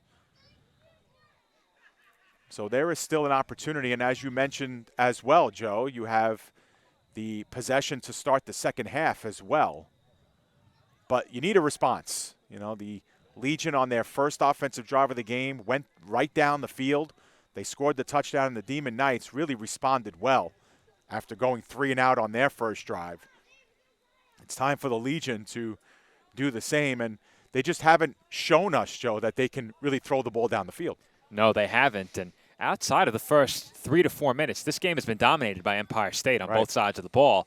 Now, I think that statement is affected a lot by that last pass, and that's a play that if you're the Legion, you're going to lament through the offseason. if their season does indeed end today, you had a chance to get off the field down by just 10 with a chance to score to end this half, receiving the second half kickoff, and all of a sudden now they're down 16. Once again, another line driver that ends up at about the 35-yard line. The ball is out. Looks like the Legion might have gotten back on it at about the 39-yard line, so they will have it. 1st and 10 there with 2 timeouts. Under a minute to play here in the first half. And, Joe, you know, we said it during pregame, too. Really, this Legion defense has played well against the run, you know, pretty much all season long. It's been the pass and the long pass down the field. We saw it with the Demon Knights hooking up with Sawicki. That should have probably went for 6 points. It got called back, but put them in the red zone. And then, of course, that 43-yard pass to Grizzle. Really, those 2 huge plays breaking the backs of the Legion. And I touched on it earlier during the pregame as well. Poor tackling on top of that. They haven't done a good job bringing down the Demon Knight running backs. That really hurt them on the first Empire State touchdown. Couple that with all of these deep passes that have picked apart their secondary down the field. Also, credit to the Demon Knights offensive line. They've done a great job blocking in the running game and protecting their quarterback, Jaden Mann. A big problem for the Legion all season long has been protecting the quarterback and blocking for the run. So, 2 very different teams in this game. Demon Knights keeping a deep safety, and that one is caught off the fingertips. That was Gooding who made the catch. No, incomplete. Now they rule it incomplete, and we will need to see a replay of that one for sure, maybe even in slow motion. Larry McClaughton had the first attempt at it. And then Gooding looked like he sprawled and made a catch that would have made the highlight reels. But let's see here on the replay. Oh, that was close, Joe. It looked like he might have tipped it into his body. I thought he had it in real time. I really thought he did too. But we have a timeout called by the Legion. And if this was the pro game, Joe, they'd be calling a timeout to get the booth to take a look at this one again. We are the booth. We Right. are the booth. Right. They can send the officials up here maybe one day. Yeah, maybe Lou will give us another look at that one more time if we can cue it up. But that was a good look. We need the other sideline. Exactly. The reverse angle would have showed us. At least Gooding got his fingertips on it while the ball was still in the air. Now, whether he was able to bring it into his body before he touched the ground, that's the part that we didn't see. And obviously we have to entrust that the officials made the right call and had a better look at it than we did. Well, the official was extremely demonstrative. He looked certain in the call. Now, as I said, we would need the view from the reverse sideline, which the official had. But from here, I thought he caught it. Good thing I wasn't on the call there. Now, taken away from all that was the fact that Larry McClaughton should have came down with that one. Yes. As that ball was thrown well by Glover down the field. And the one thing that we saw on that play, Joe, was that Glover did have time to throw. And he made a great throw. Yeah, he made the he most did. of that time he was given in a clean pocket and delivered a strike over the middle. That was a tight spiral, that throw right on target. And I think it hit the intended receiver right in the numbers. So that's a catch that certainly needed to be made, and McLaughlin just couldn't come up with it. So 2nd and 10, and the Legion down now to 1 timeout. See the one deep safety, Woody, back deep for the Demon Knights. 4 wide receiver set with the tight end. And that fumble, and that snap is fumbled. Glover's able to get it back, make one man miss. He's still on his feet and gets it over to the 43-yard line, a gain of 4. And that is it. That is the end of the first half of play. That was the final play of the first half. The Empire State Demon Knights with 22 unanswered points following a opening drive touchdown by the Legion. They find themselves up at halftime 22-6. What Joe and I will do is step aside, take a break, and get you ready for halftime and half number 2 here from Ossining, New York. You're watching the EFA on PDF Sports Network.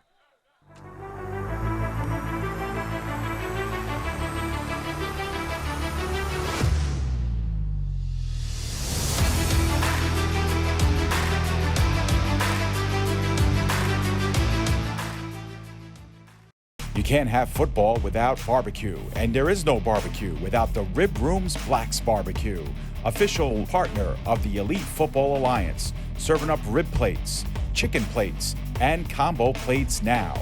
To get your official Black's Barbecue order, call 347-837-5762 or Facebook direct message Sean Kelman. Unbeatable Tires and Accessories LLC is your tire for all seasons. Visit us 7 days a week and call us now at 347-879-3100. A tire for all seasons at Unbeatable Tires and Accessories, official partner of the Elite Football Alliance.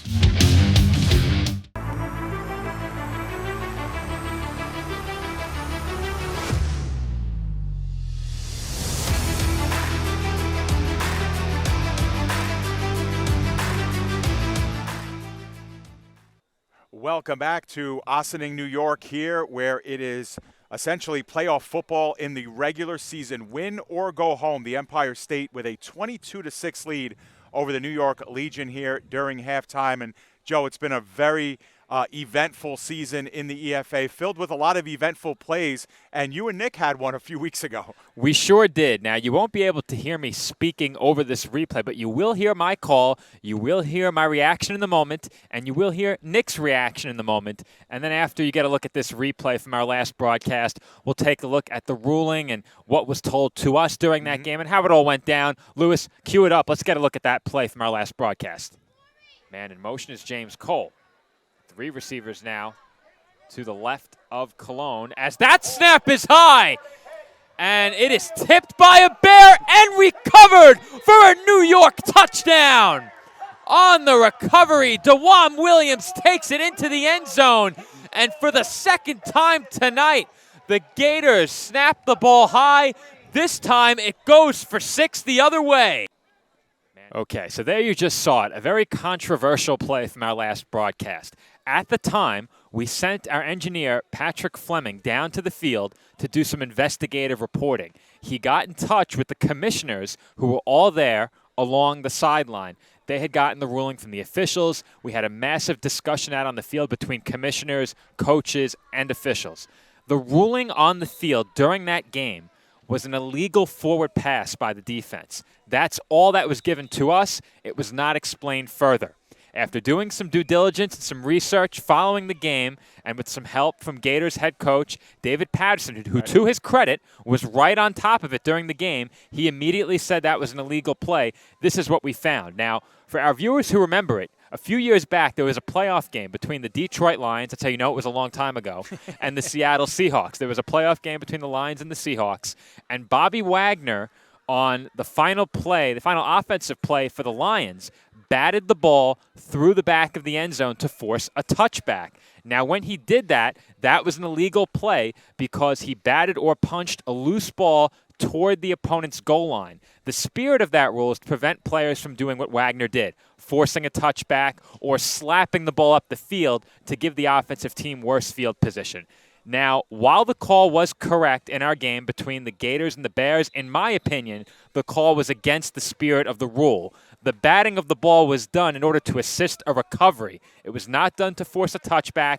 It was not done to give the offense worse field position. It was batting the ball in an effort to recover it. That's my opinion, but letter of the law, that was an illegal act, and the right call was made. Yeah, so it took a little while, and it took a lot of going back and forth, after the game, social media, this and that. But like you said, credit the Gators head coach David Patterson. He reached out to us as well to explain the rule and at least what his position was during that game. So, they were able to make that call and explain it to us as well. But that's just one example of, a play that has happened this season that, we've actually enjoyed debating back and forth, Joe, and that we've seen. And that was one highlight of about 30 in that game between the Gators and the Bears that you had. That was really a tremendous game. Now, that was a 30-second clip of a delay that lasted almost 20 minutes. Correct. You got our initial reaction. We thought it was a touchdown. We were shocked when possession was given back to the Gators. As I said, the officials made the right call. In my opinion, that is not the spirit of the rule, but my opinion doesn't matter. So the Gators did go on to win that game in walk-off fashion, and it was undoubtedly our most exciting finish of the year. And that could be conceived as an onside kick, as it is recovered by the Legion. From the very outset, Caballero skipped that off the ground right in front of him, and it bled through the first wave and got to the Legion, and they'll take over close to midfield. But you know what, Joe? If the Empire State Demon Knights are able to hold on and win this game, and if they're able to beat the Bears next week, then the Gators and the Bears would be a EFA semifinal rematch in 2 weeks. So who knows? We might be covering that game again, and it'll be the rematch of that one, which went back and forth. Certainly one of the highlighted games of the season, and that was a great one that you guys covered. That was in Hilburn. We could be back there next weekend as well to see Correct. this Demon Knights team if they can hold on to this 16-point lead. This drive could be a pivotal drive, and I think it certainly is a pivotal drive here in the season and in this game for the Legion. If they don't score here, their season would likely end with a Demon Knights touchdown. I don't see how they could come back from 3 scores down the way this Empire State offense has been playing. That being said, they should not consider themselves out of this game. They have done enough things well in this one. They just got to continue to piece it together. Glover is going to be bottled up and sacked. The whistles finally blow back at the 32-yard line. That's going to be a loss of 11 yards. Make it 10, Joe, so it'll be a 2nd down and 20. Well, Glover's got to throw that ball away. Yes. Once he broke outside of the pocket, he's got to get rid of it, whether he throws it over the sideline or at the feet of a receiver. He just needs to find a way to get rid of that football, and just couldn't in that spot. Yeah, and that's where, we've said that the biggest question marks are going to come in a game like this. Can the Legion, when their backs are up against the wall, get the ball down the field? Can they protect Glover as well? That time, the answers to both questions was no. And now they're going to need some big plays here. 2nd down and 20. They just can't find an open man quickly enough.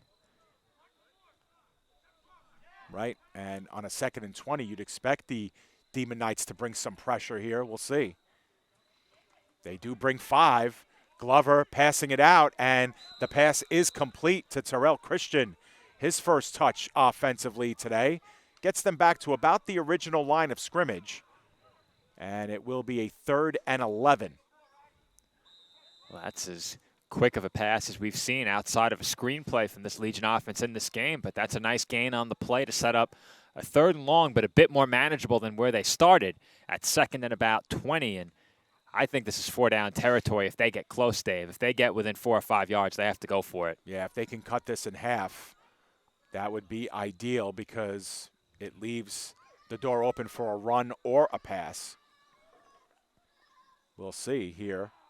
Looks like Dajuan Kind is in the game at running back, who replaces Romero, who had limited touches in the first half.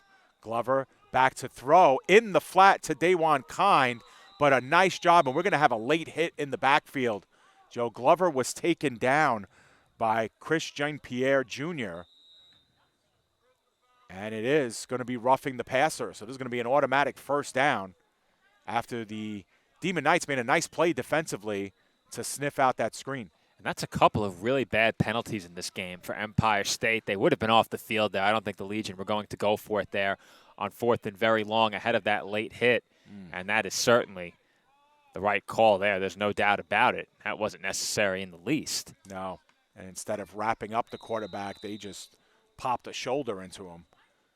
So the ball will be placed at the Empire State 43-yard line. We'll see if the Legion can make this hurt now as they get the fresh set of downs. Plenty of time, obviously, for a comeback in this game. Legion down by essentially 2 scores, but they'll need the full breadth of those 2 scores. 2 touchdowns, 2 two-point conversions. Glover with the long count, and we have movement up front.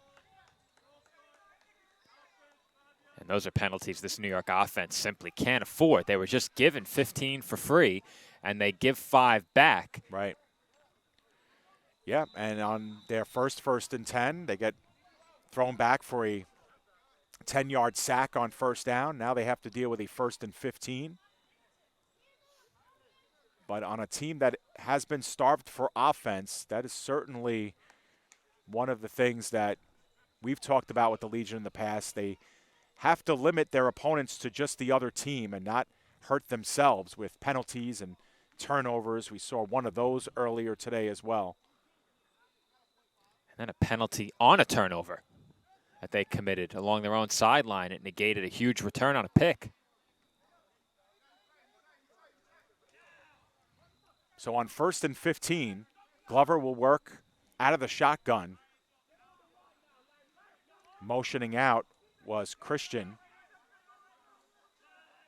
Actually, that was McLaughlin. And that is going to be a fumbled snap on the exchange. The Demon Knights are all over it, and they're going to get the fumble recovery at around their own 47, 48-yard line. That play was doomed from the start, Joe. You had 3 black jerseys just bouncing into one another as that ball was snapped. We'll probably get another look at it, but doomed from the start, Joe. Looked like a triple option on that play, and it simply didn't work. They had 3 players converge on the football at the same time. The timing on that play just wasn't there.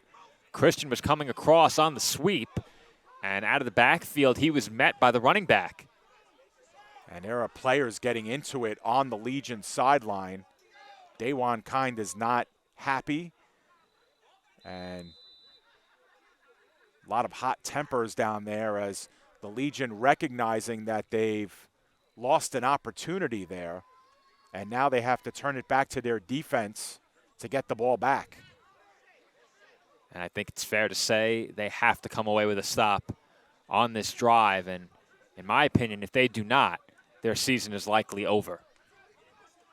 Yeah, like you mentioned, this is a team that cannot afford to go down by a healthy number of scores, especially when they've had some problems putting offensive points on the board. Save for that first drive today. This is Grice up the middle. Minimal yardage, gets to about the 50. Be 2nd and 8. Ball came out late, well after the whistle.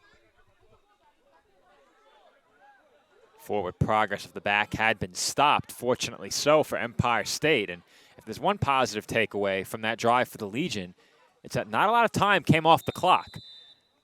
So if they can get the ball back and get to work again on the offensive side quickly, even better for them. If they can force a turnover, they're right back in business. But it all comes down to picking up a stop on this drive. They have to have one.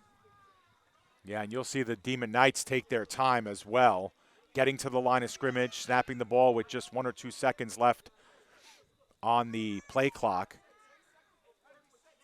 As now the Legion have the 2 opponents, obviously, their opponents on the field and the clock. Shotgun formation for man. He gives up the middle once again to Grice. Tries to sidestep a couple of defenders. A late flag comes in. Grice got about 2 or 3 on the play to make it potentially a 3rd and 6, but we'll see what the call is here. If it's holding against the Demon Knights, they'll back him up. And they sure will back him up 10 yards for holding, so chance here once again for New York to get off the field defensively. See if we can spot the hold. Yeah, it happened pretty late, Joe. Not quite sure. You see the flag come out. I would think it had to be on number 52, Ian Boyer. He was the only Demon Knight in the area of the flag. So a 3rd and 6 turns into a 2nd and 20. And now the Demon Knights will have to go into their bag of tricks here to try and make this a little bit easier of a 3rd down.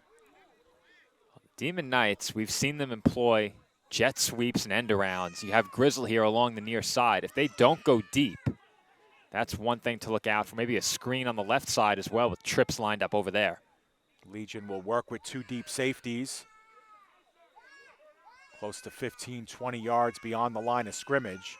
Man looking left the entire way, gets it out in the flat to A.J. Ray. Ray able to find the sideline, and the 50, 45, and out at about the 44-yard line. So he will be short of the first down. They needed 20. They got 16. Actually, maybe even a little closer. We'll see on the spot, but it'll look like a third and about 3 or 4 coming out of this. Maybe less. They call me Joe Stradamus for a reason, Dave, as they execute the screen pass out to the left. Trips were lined up there. They did a really nice job of selling that screen pass, though. Initially, A.J. Ray, the receiver, took a couple of steps forward, and with the Legion giving such a big cushion on 2nd and 20, he had way too much room after he caught that ball, and that's just something you can't afford if you're New York, to allow a pass that easy to go for 16 yards. That being said, that ball was a bit high as well. That was nearly a missed opportunity for Empire State. So officially a 3rd and 2 here as the ball is placed at the 43-yard line. They'll need to get to just outside the 41. But if you're the Demon Knights, you have plenty of options here on 3rd and short. Potentially using 4th down as well. Man will work it once again in the flat to Ray. Ray has plenty of real estate, picks up the first down a little bit more as he gets it inside the 40. And it could have been a lot more were it not for that tackle, a saving tackle on the play in the secondary for New York. But that's enough to pick up the first down for Empire State. They keep the chains moving, keep this drive alive, and more importantly for them, valuable time coming off the clock. And they ran the same exact play again. And once again, the Legion were giving a big cushion on that, a 3rd and short. That's a bit surprising as well. Yeah, we said that when the Legion played the Pharaohs as well. In order to not concede the deep ball down the field, they were offering the Pharaohs a lot of cushion, except they were having a lot of trouble wrapping up the receivers. Now they work with 1 deep safety as once again the Demon Knights work out of the spread. The fake to Lopez in the flat. They go once again to A.J. Ray. Ray gets the 30, the 20. The ball comes loose, and it is out and picked up. It was picked up by Devin Bermudez, and the Legion will take over. They get a break, Joe, and they'll have the ball just outside their own 10-yard line via the turnover. And that is a huge break for New York, as once again the Demon Knights go back to the screen pass for the 3rd consecutive play. Same formation, same timing, same exact look. 3 straight plays, and the Legion were willing to concede it.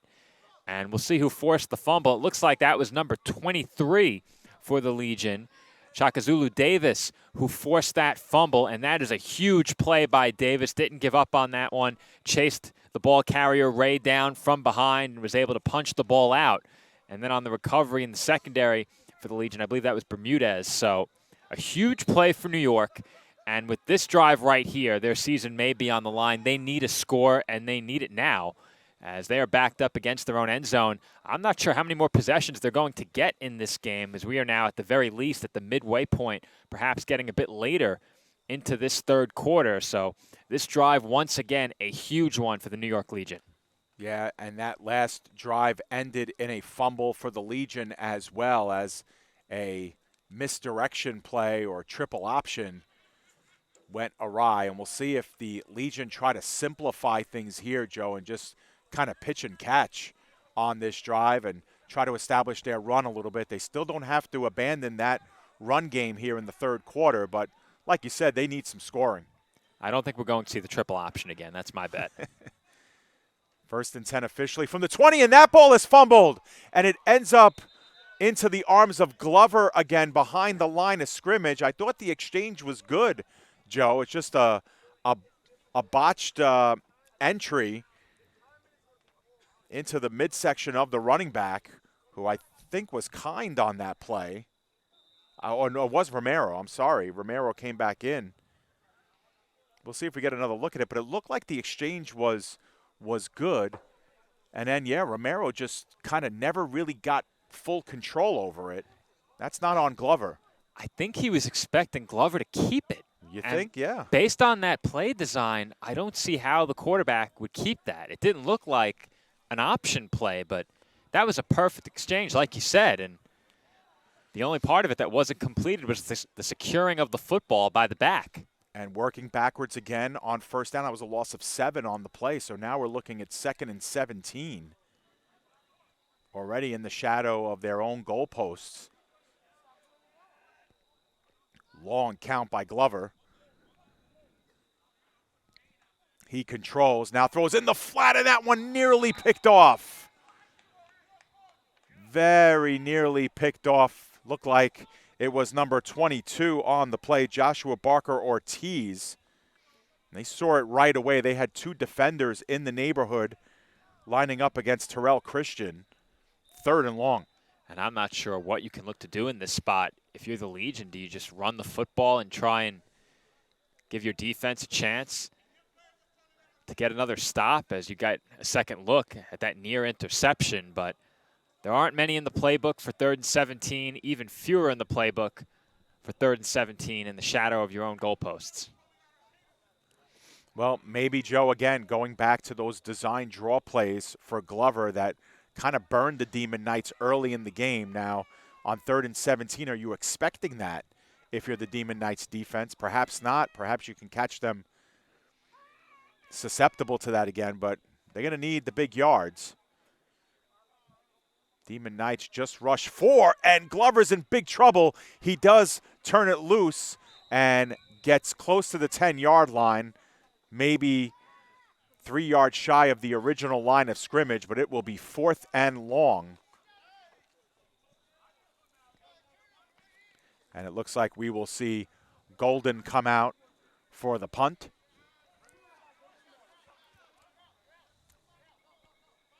And these punts have been a little bit of an adventure too, Joe, throughout the day for both teams, kickoffs and punts.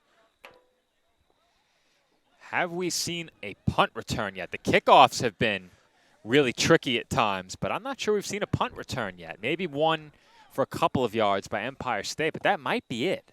Well, Ty Lopez is back close to the 50. I think he probably could come up a little bit from there. I think he's joined by Errol James, perhaps. Yep, that is James back there with him. Maybe 3 or 4 yards further up. He's pacing at about the 40, and that is a wobbly end over end. It does take a bounce, but James Fields at the 40. Now turns it back towards the middle of the field, 35. He wants to go opposite way. Will he get the edge? He will, to the 30, the 20, the 10, and touchdown, James. No flags on the play, and that will be an Empire State touchdown. We've seen Errol James score on the offensive side of the ball this year. We've seen him score on the defensive side of the ball this year, and now we've seen James score on special teams as he fielded that punt along the near side right in front of the Legion bench. He reverses field and gets great blocking on this punt return touchdown. Here you see it as he initially cut up the field, then decided to bounce it outside toward the far sideline. He got the blocking, and he beat Terrell Christian to the goal line for an Empire State Demon Knights touchdown. And Dave, that may be the touchdown that sends Empire State to the playoffs. Yeah, I believe, Joe, that could have slammed the door, and James went 40 yards east and west, and then went 40 yards north and south for that touchdown. And he's very dangerous, and we said that there were plenty of highlights to be seen on punt and kicks and special teams, and the sidelines. We got one, and the sidelines where somebody did push-ups there. It looked like it was the chain gang, maybe? The chain gang, yeah. I mean, I guess when you give up a special teams touchdown, Joe, everybody on the team, including the chain gang, has to get down and give you 20. Well, we had the chain gang involved in a deep embrace last time we were here, 2 of them.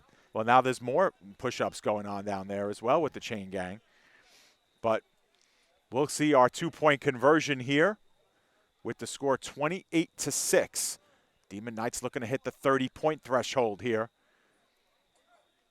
Man, the fake on the inside, and that one is tossed 2 in front of Ray. Now late flags come in as perhaps man was sent down late. And we'll see. Maybe this will be half the distance. They'll place the ball closer to the 1. Well, that flag came in well after the play was over, but man definitely sold it, and they are going to be assessed personal foul. Yeah, roughing the quarterback, Joe, was the call. So it'll be the replay of the 2-point conversion, which will put them half the distance, obviously. That flag came in well after the play was over. So another chance to extend to 24-point lead. All of these points for ESDK coming unanswered following a Legion opening drive touchdown after the Demon Knights went 3 and out on their opening drive. They have not scored since, as Lopez gets in for the 2-point conversion. So the penalty hurts a little more, and the score is now 30-6 in favor of the Demon Knights.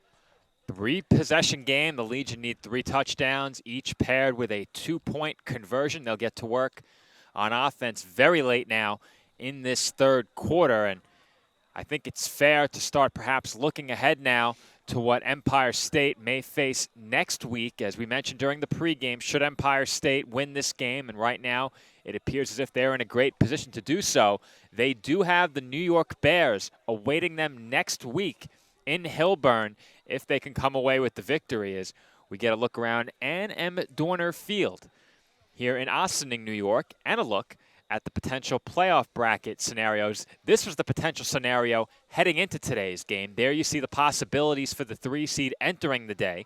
3 seed could either be the Demon Knights or the New York Bears. The 4 seed could be one of 3 teams. Now, we do have a second bracket that we will show you right here. Now, this bracket reflects a Demon Knights victory. If Empire State holds on to this 3-score lead, these are the potential scenarios. There you see the Gators are locked in as the 1 seed. The Pharaohs are locked in as the 2 seed. Both the Bears and the Demon Knights have an opportunity to improve to the 3 seed. It's very simple. The winner of next weekend's matchup between those 2 teams, if Empire State holds on here today, will be the 3 seed. The loser of that matchup, the 4 seed. Very straightforward. Yeah, absolutely, and that will put a lot of attention on next week's game. Right now, tentatively scheduled for Saturday, October 15th at 6 p.m.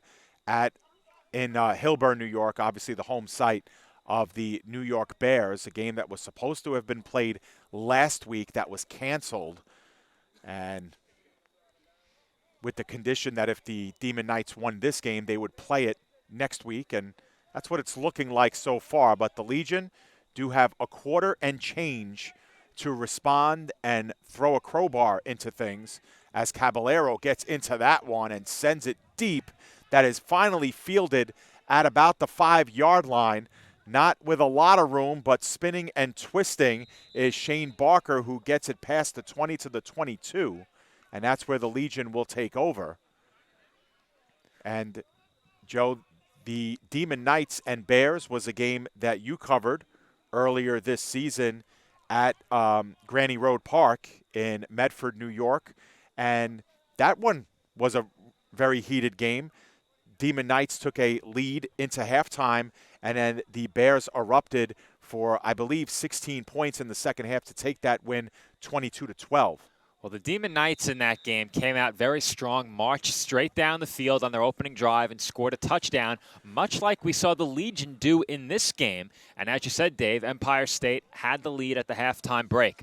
Coming out of halftime, it was simply a blown coverage for Empire State that really opened the door for the Bears. New York took the lead. They never looked back from that point, and that's something we highlighted during the pregame. Ahead of that matchup, I was saying that a big issue for Empire State was blown coverages, big plays in the secondary. They haven't had any of those today. We've seen more than one of those from the Legion. The Legion haven't corrected that issue throughout the season. We've covered them now. I believe this is our 3rd broadcast of the New York Legion, and they've been giving up a lot of those big plays, especially on 3rd and 4th down. So the Legion here running out of time and opportunities as that ball skips in and is incomplete, intended for Christian. And we've seen a lot of plays in the flat to Glover's left side, Joe. They really haven't gone to that right side at all. You think that maybe that's an opportunity they might want to take at some point. But if everything stands, Joe, the Legion will finish their season at 2-6. Their lone 2 victories against the New York Bandits, who finished winless, but they will have to go back to the drawing board for 2023. After a tough season last year and this year as well. And I thought perhaps the Legion might look to move the pocket a bit and give Glover a chance to throw on the move. And on those kinds of plays, he also has the option to run. But they've had him drop straight back and throw it. All-out blitz, but the nice pass timing was there. Christian could not hold on to it. He was working 1v1 against Nicholas Thedgill.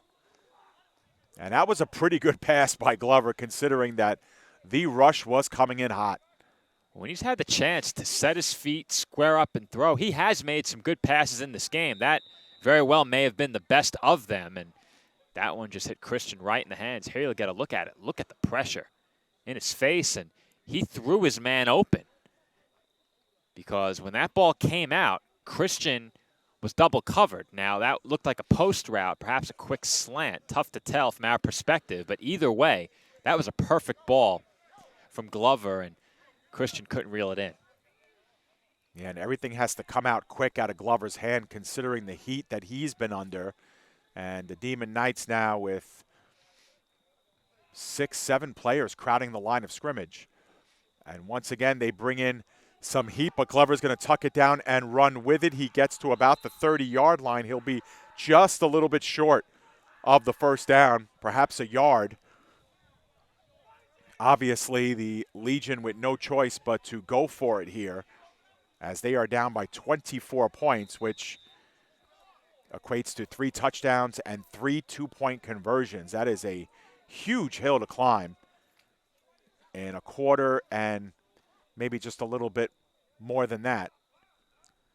Goes without saying, Dave, they have to convert here to keep any hope alive in this game. And it's a 4th and very manageable 2 yards, maybe even a long one. Well, that was another play that they borrowed from their opening drive script, where they went right down the field. Really took the Demon Knights by surprise with Glover, of course, with some design runs straight from the shotgun. Wouldn't be surprised if you see another one here. Romero to his right. Early movement, and it looked like both sides pointing at one another. I thought it was going against New York. Certainly looked like a false start, but our head official wants to get his crew together, make sure we get this one right. We may get a second look at it. We'll see if the call comes first. No second look. Yeah, and you know what? I heard shouts coming from the Demon Knights sideline that it would be against the defense, and indeed it is. So a free first down for the Legion. They'll take that one. They sure will. However they can get it, they will take it. That keeps this drive going. So the ball will be placed at about the 34-yard line, closer to the 35. 1st and 10 for the Legion.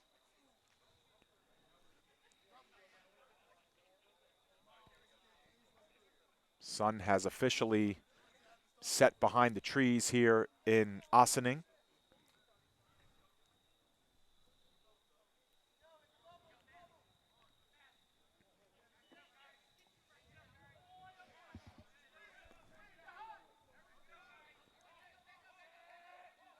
Glover shouting out. Romero, he will take it, will spin by the first wave of defense and getting it above the 40 to the 41-yard line. Good pickup of about 7 on the play. It'll be 2nd and 3, and now we have an injury. It looks like Romero, no, he was actually up. But players motioning. I think that's Glover, Dave. And they immediately were waving for help from the sideline. And we will see what happens as a result of this, because we're not sure who the backup quarterback would be. Let's take another look at it. Actually, that's right at the tail end where players are motioning over to get Glover some attention. So we would have to, well, there's another look. And, yeah, it looked like Glover went down with the on his leg. Might have gotten caught underneath Romero on the way down, kind of got pulled in with the crowd. But he is still down. And I don't see anybody taking any warm-up tosses either, Joe. So this is going to be interesting. Trying to take a look down at the roster. I do not see any of the other players who are listed as quarterbacks in uniform, which makes this a really complicated situation for the Legion. I'm not sure what they would do, and this doesn't look good. So as you get a look at the New York sideline. And he is being helped off by his teammates. Obviously, favoring that one leg, and he is not going to be able to go, at least not without a break on the sideline to get that inspected. He's putting some weight on it, so that's promising, but that's about all that's promising about the situation. Now, entering the game in his place is Daewon Kind. I don't know if he will be the signal caller. We will see. But he was the physical replacement for Glover in the game. We'll see who lines up behind center. When we return to action, it will be a 2nd down and 3 after the give to Romero. And you're right, Joe. He is putting a lot more pressure on that leg, but still very ginger as he comes over to the bench on an obvious hobble and a limp. We'll see what results of this. Well, if that is the end for Glover in this game, it was a good effort from him today. He was under immense pressure nearly every time he dropped back to throw, stood in there and made some good passes, but the time simply wasn't there for him to come up with many completions. Led an impressive first drive, but outside of that, this Legion offense didn't do much, and it wasn't on Glover, at least not completely, as he did throw the one interception, but he gave his team a chance early in this game, and there you see it will be Daewon Kind. He's walking along the near side now. I don't think he's coming back in, but he is walking around along the Legion sideline. It is Romero who takes the direct snap. Flags everywhere as there was movement up front. Now another flag comes in the middle of the scrum at the line of scrimmage, so maybe an extra penalty after the false start or the offsides. We'll see which one gets called. Now, where did that last flag come from? I wanted to see maybe if we could catch that. I'm not sure if we can on a replay, but I think it came from the line judge on the far side, Joe. Yeah. It's coming in from about the 50, yeah. That was some toss. I mean, that flag landed in the middle of the pile from about, had to be at least 10 or 15 yards away. And if it was meant to hit the middle of that scrum, I mean, it was a perfectly placed flag, too, because it kind of like didn't hit anybody. Just kind of hit open green. That's what they call a dot. All right, false start called on the Legion, and then a personal foul called on the Demon Knights. Both penalties will be enforced, Joe, in the order in which they happen. So first they'll back up 5 yards, and then they'll move up 15. So a +10 on the play for the Legion gives them another first down by way of penalty, and it will this time be on Empire State's side of the 50. Well, the Legion have been gifted several first downs in this game where they weren't going anywhere on offense, and the Demon Knights committed a penalty to keep them moving. Now, these are mistakes Empire State won't be able to afford against the New York Bears if they do move on to meet the Bears next week, and It certainly appears that they are on their way to doing just that. Now, there's been a lot of good in this game for Empire State, but they have to clean up the penalties. That's certainly something they'll look to fix ahead of their next game against New York. Yeah, that was the third time they have given the Legion a first down by way of penalty.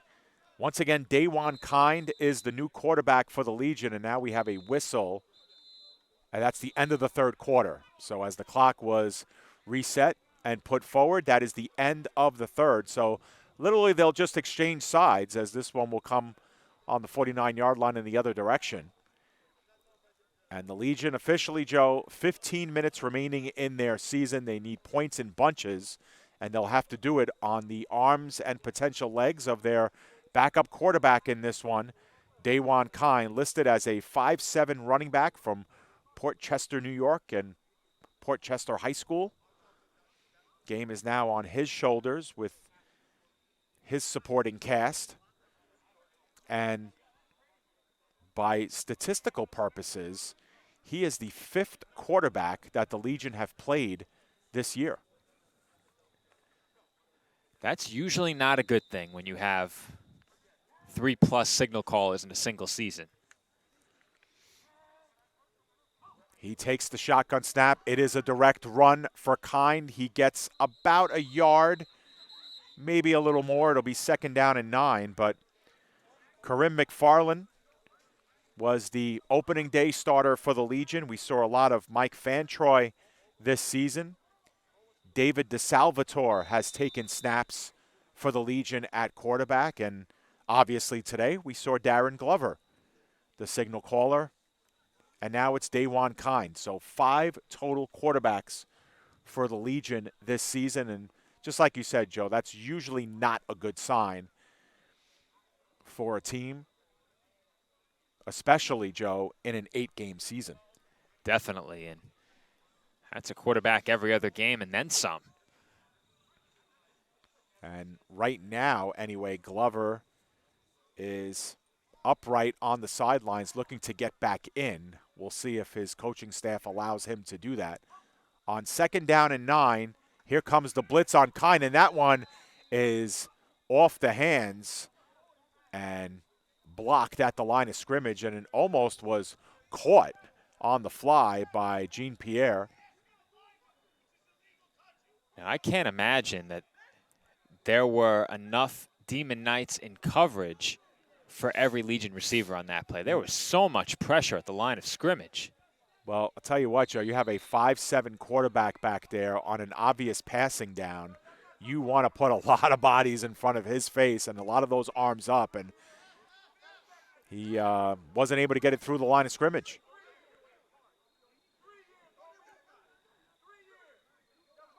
Legion just haven't been able to find consistent yardage, whether it be through the air or on the ground. When they have moved the ball in the second half, it has been 1 yard at a time. It seems like they've had the ball for an eternity here on this drive. 3rd down and 9. Demon Knights bring only one guy back, and it is a jailbreak on Daewon Kind as he is put down for a 6-yard sack. And the Demon Knights are fired up. They smelled blood in the water, Joe, with the backup quarterback coming in, and they just sent everybody at Daewon Kind. They sure did, and it looked like 4 vertical routes down the field. I didn't see any underneath option. Maybe Romero did leak out into the flat late, but it's really tough for a quarterback to get a ball out with that much pressure coming in and to get the ball over the incoming pressure as well. As you mentioned, at only 5'7", that's a big ask, and obviously the Legion didn't have much of a choice. And well, and Joe, Glover's back here on 4th and 16. Glover is back in the game.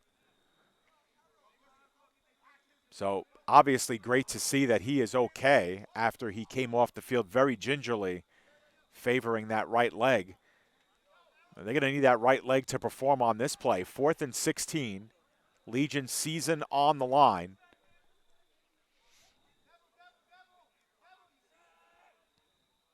Certainly has to go down the field with this one.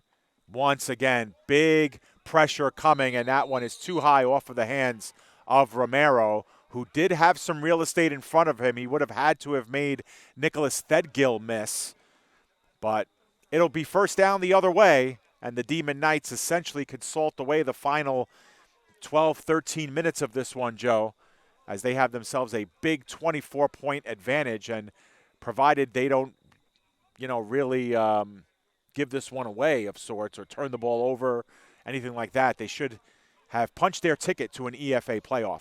Sure looks that way, and the Legion did have their chances throughout this game, forced a couple of turnovers. The Demon Knights fumbled it.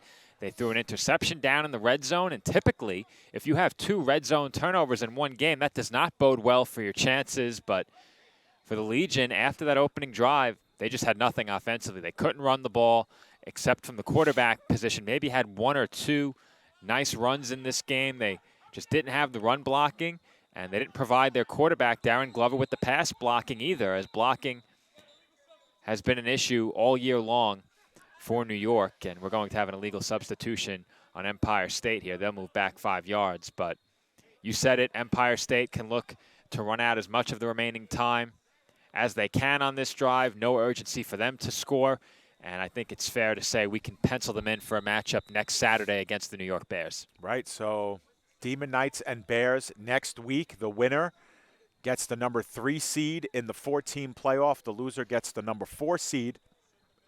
And the Gators and the Pharaohs will be awfully invested in that one. Certainly all of them will be watching next week's game to see who their opponents will be.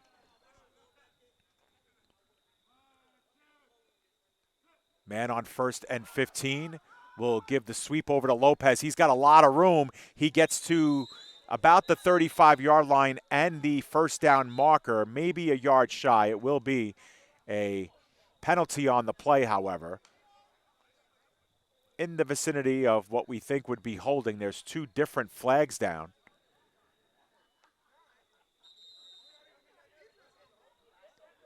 They'll talk it over here. Blindside block called on the Demon Knights against Sawicki, and that's a 15-yard penalty. So we're going to be looking at a first down and 30 coming up. And Joe, as far as the playoffs are concerned, no matter what, the Gators and the Pharaohs will be heavily favored in their semifinal matches, you would think. They've scored lopsided victories against everybody else with the exception of one another, except for that Gators-Bears game. I think the Gators-Bears game is going to be an interesting one. Yep, if they get there. Remember that's right. That would have to be a 1-4 matchup. That would mean the Demon Knights would beat the Bears next week. The Bears would have a lot to say about that. Now, I need to look back at the scores, but do we have readily available a score of the game between the Bears and the Pharaohs? Yes, we can look into that. That is a deep ball, and turning around and making the catch and taking it the rest of the way in, Jordan Clinton. As once again the Demon Knights used the long pass down the field to break the back of the Legion. I don't even remember where that ball was spotted from, Joe. It was like the 38-yard line or so. So we'll call it 62 yards on the throw and run. Well, I would say that Clinton used all 5'10" of his frame, but that might be selling him short. Here's another look at it, and, I mean, look how distinctly he is outsizing the coverage on that play. So that makes our score 36-6, and a chance to add to it here with the 2-point conversion. But the Demon Knights potentially maybe sending a message to the Bears, who will probably be watching this game as well and checking out what the Demon Knights have to offer since their last matchup together. And Demon Knights putting up a big case for maybe the number 3 seed in the playoffs.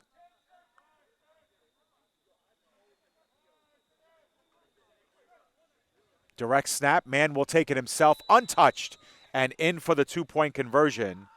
That's the second time he scored a 2-point conversion. The score now 38-6. Well, that's not an overly meaningful play call this late in the game, but based on what we've seen throughout the game in those short yardage situations and on 2-point conversions, I really like that play call. They've had man roll out on the bootleg, gotten the defense moving with him, and he's had blocking in front of him as he made moves toward the pylon on a couple of 2-point tries there. They quickly snap it to him. He takes it right up the middle.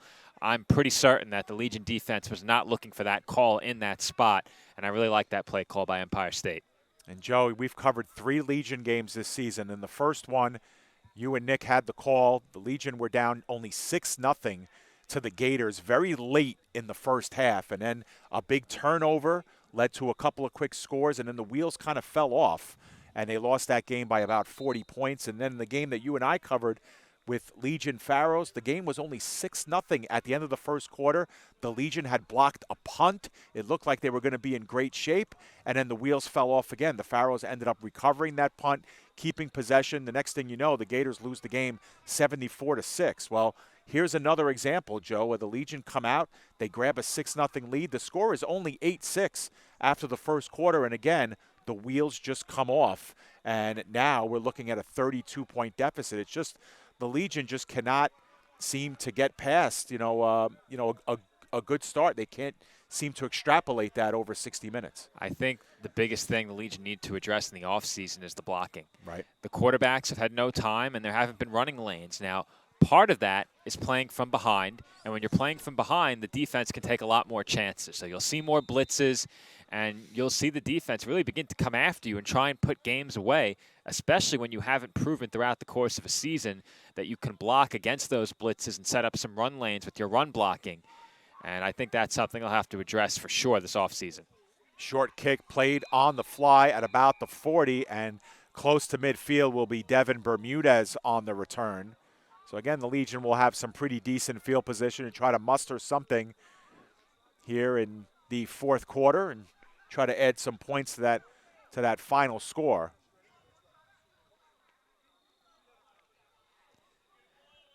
Now, we've seen in past games the clock running through lopsided games in the fourth quarter. I'm not sure if that is the case right now, but we very well could be approaching the latter stages of the fourth quarter if the clock has indeed been running throughout this final period.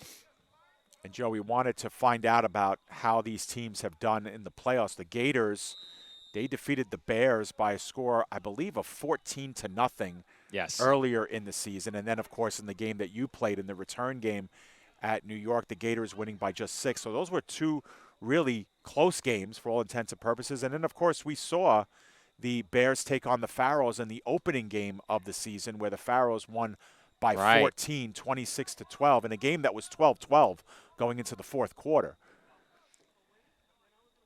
And there is the handoff on the inside to Kind. Kind gets maybe one. It'll be second down and long. And, you know, that semifinal game that involves the Bears is going to be a tough out for either the Gators or the Pharaohs. The Demon Knights, on the other hand, have not had as much success as they've played the Gators on opening night. Game also that we covered that they fell behind by a bunch. And then the Pharaohs handing the Demon Knights. There we go. You see it on your screen now, the Demon Knights season in review. And you see the games against the Pharaohs and the Gators. They're going to face one of those teams. And, you know, they played the Pharaohs tough just a few weeks ago. But we covered that opening day game, Joe, where the Gators were just all over them from start to finish. Yeah, the Demon Knights were in that game for much of the first half, and then things really got out of hand. From that point forward, the Gators began to pile it on late in the first half through the second half, and Empire State never got back into that game. They did have the highlight reel pick six that we referenced earlier, interception by Caballero, lateral to James along the far sideline. That went for a touchdown, one of their two scores in that game. I do believe that the two teams at one point in that game had one touchdown per side early, and then immediately following what we perceived to be anyway an Empire State score. I know we had one along the goal line that we thought initially was a touchdown. It was called back. It was not a touchdown. Right after Empire State had taken the ball down to the goal line and failed to score, the Gators hit a 95-yard touchdown, and it was all Harlem from that point forward. So the Gators impressing us the first time that we saw them. They've been impressive since. And I think we had a timeout there called by the Legion, if I'm not mistaken. Yes, so Legion called the timeout, so it's second down and 9. And the other thing I was going to mention, Joe, is that some folks might be confused, you know, seeing the standings and seeing the Gators and the Pharaohs both at 7-1. Both of those teams beat each other on their opposing home field side. So we'll get a little bit into the tiebreakers in just a moment after this play. As Glover takes the snap, he looks right side, and making the catch was Gooding. Looks like he might have been interfered with, too, as he made the catch. This might be an automatic first down if it's called against the defense. We'll see what the call is. But, you know, getting back to the seeding, Joe, between the Gators and the Pharaohs, it was preseason strength of schedule that is the tiebreaker, and it is indeed a defensive pass interference as you get another look at Gooding being interfered with early. So preseason strength of schedule, Joe, because both teams beat one another. The point differential was exactly the same. So that was the tiebreaker. And, you know, the same thing with the Bears and the Demon Knights next week, Joe. The Bears are still one game ahead of the Demon Knights in the standings, even with the Demon Knights winning this game. So the most that the Demon Knights can do next week is win and draw a tie in the standings with the Bears. But preseason strength of schedule is that tiebreaker past head-to-head action. So obviously the Bears took the first game. If the Demon Knights win again next week, the season series would be tied at 1 game apiece, but the Demon Knights would be the 3 seed because of preseason strength of schedule. And we spoke about what a tough out the Bears would be for either the Pharaohs or the Gators. I wouldn't want to play this Empire State team either if they're coming in off of back-to-back wins each of the last 2 weeks. Of course, today, as they are well on their way to a victory over this Legion team. And then next week, if they defeat the Bears to become the 3 seed, you said it before, too, and we saw it on our screen. Looking back at the Empire State season in review, they played the Pharaohs close just a few weeks back on September 17th. So I don't think that Brooklyn and Harlem are eager to see either the Bears or the Demon Knights at this point, especially if Empire State comes in riding a 2-game winning streak. Right, and especially if they find themselves looking ahead to championship weekend on October 30th, because that's one thing you don't want to be guilty of either. Most people would put their money on the Pharaohs and Gators meeting in that championship game, but the second you look ahead is the second you get caught looking. There aren't many matchups that we haven't covered yet this year. Of course, there are only 6 teams in the EFA. We have not seen the Pharaohs play the Gators, right, and we have not seen the Legion play the Bandits. The question is, have we seen most of the other matchups? I know we were scheduled for the Gators and the Bandits. That did not happen. Pharaohs, Demon Knights, if that happens in the playoffs, that would be the first time we would see that game as well, that matchup. I mean, I'm sorry, Pharaohs versus the Demon Knights. Yeah, that's what I said. Glover puts it down, is going to run with it, and he's going to get dropped for a loss in the backfield. And again, more extracurriculars, and now flags will come down as players will separate, or at least they'll hope that we hope that they'll separate. Yeah, we hope so. And tempers get hot here in Ossining. Playoffs on the line. We knew what was going to happen before the game, and with the score lopsided like this, sometimes it will happen as we see the extras that will happen here at the end. You see the players locked up and not heeding the whistle. That was Gooding, who was locked up as well. But it seems like everything has been sorted out, but we'll obviously have penalties going both directions here. Well, there's not much on the line at this point, and that's a dangerous spot to be in. If you're out there on the field as a player and tensions rise, there's really no consequence in terms of the final result to a penalty like that and potentially getting into an altercation, worst case being ejected. And which we might see here, Joe, because yeah, we might, because we had a player, it looked like, on Empire State shoved towards the helmet, and that is interpreted as the throwing of a punch. Whether or not that's exactly what happened doesn't really matter. If you push someone's face mask or thrust the helmet, that is considered a punch and an automatic ejection. So we'll see what happens. Yeah, well, we saw both of those guys locked up on the replay and just not really heeding the whistle. Let's get the call here. Now, are they going to end the game? I think that's a possibility. Personal fouls both ways. Holding on the defense first.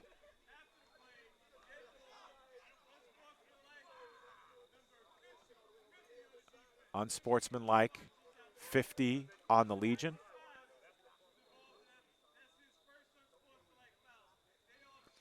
The unsportsmanlike fouls offset, Joe. It's the first one for each of those players, so they've both been issued the warning.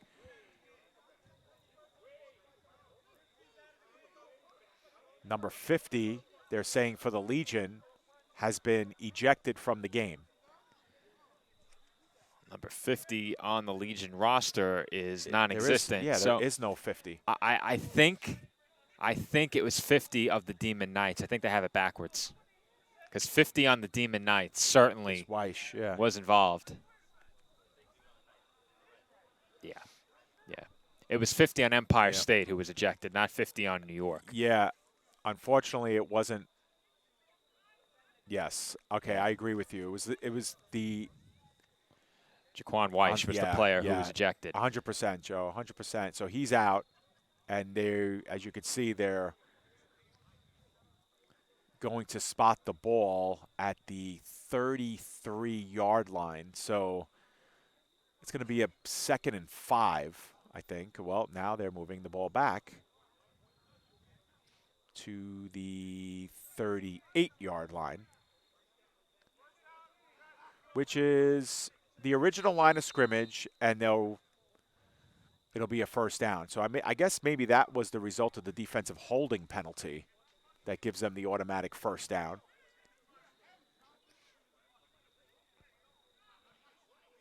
So another fresh set of downs for the Legion, who looking for something positive to end their 2022 campaign, with this game having gotten away from them. They actually had a 6-0 lead thanks to an opening drive touchdown, a 1-yard run by quarterback Darren Glover, who was injured in this game in third quarter and has come back since.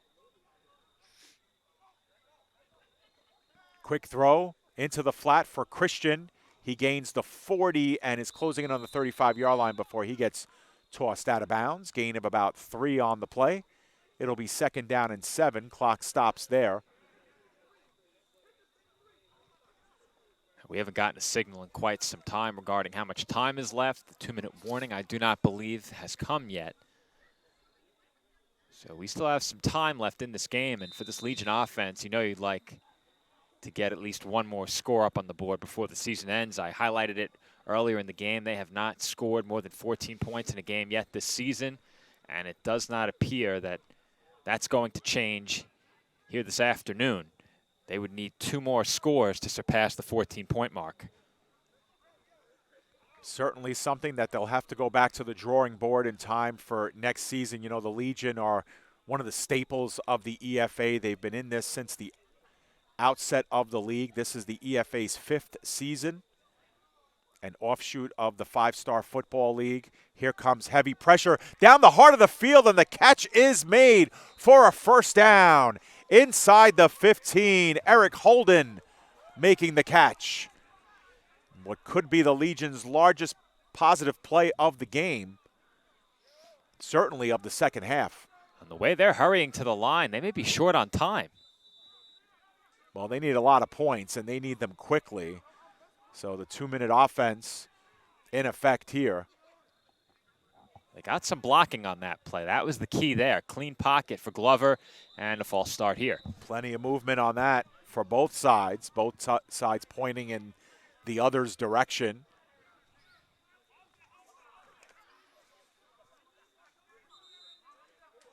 It will be a false start, so they'll back up the 5 yards. The Demon Knights on the running of Ty Lopez scored a 9-yard touchdown in the first quarter to make it 8-6 with the 2-point conversion. Lopez added a 5-yard touchdown run with the 2-point conversion, made it 16-6.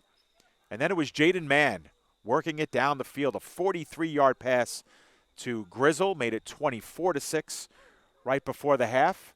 We saw our first special teams touchdown when Errol James returned a punt 40 yards for a score in the third quarter to make it 30-6. And rather recently, 62 yards, Mann to Clinton has made it 38-6. So ESDK with points in every quarter. The Legion trying to get back on the scoreboard since the first. Heavy pressure for Glover. He's able to avoid the initial rush, but he's scooped up at the 20-yard line. No gain on the play. So it will be 2nd and 15. And we have a official timeout on the field. 2-minute warning. So we are closing in on final here. So for the Legion, just a chance maybe to hang their hat on something positive to end their season. For the Demon Knights, 2 minutes away from playoff football. Regular season will finalize next week when they face the Bears for the right to see who earns the 3rd seed. As Joe, always a good time to get your calisthenics in, as shown trying to here stay by warm. It's getting cold out here. It is. It is. It's definitely gotten a little chillier.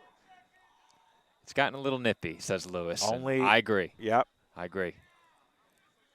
Only fitting here as we roll the calendar into October. By the time this season's over, we'll be on the threshold of November as Glover takes off, tries to gain the edge on the left side, but he has stood up after a minimal gain, maybe 2 or 3 on the play. We're going to have a 3rd and 12 upcoming as the clock will stop. Timeout called by the Demon Knights. Strange to see them call a timeout. Perhaps it was one of the goals up on the team bulletin board to score 40.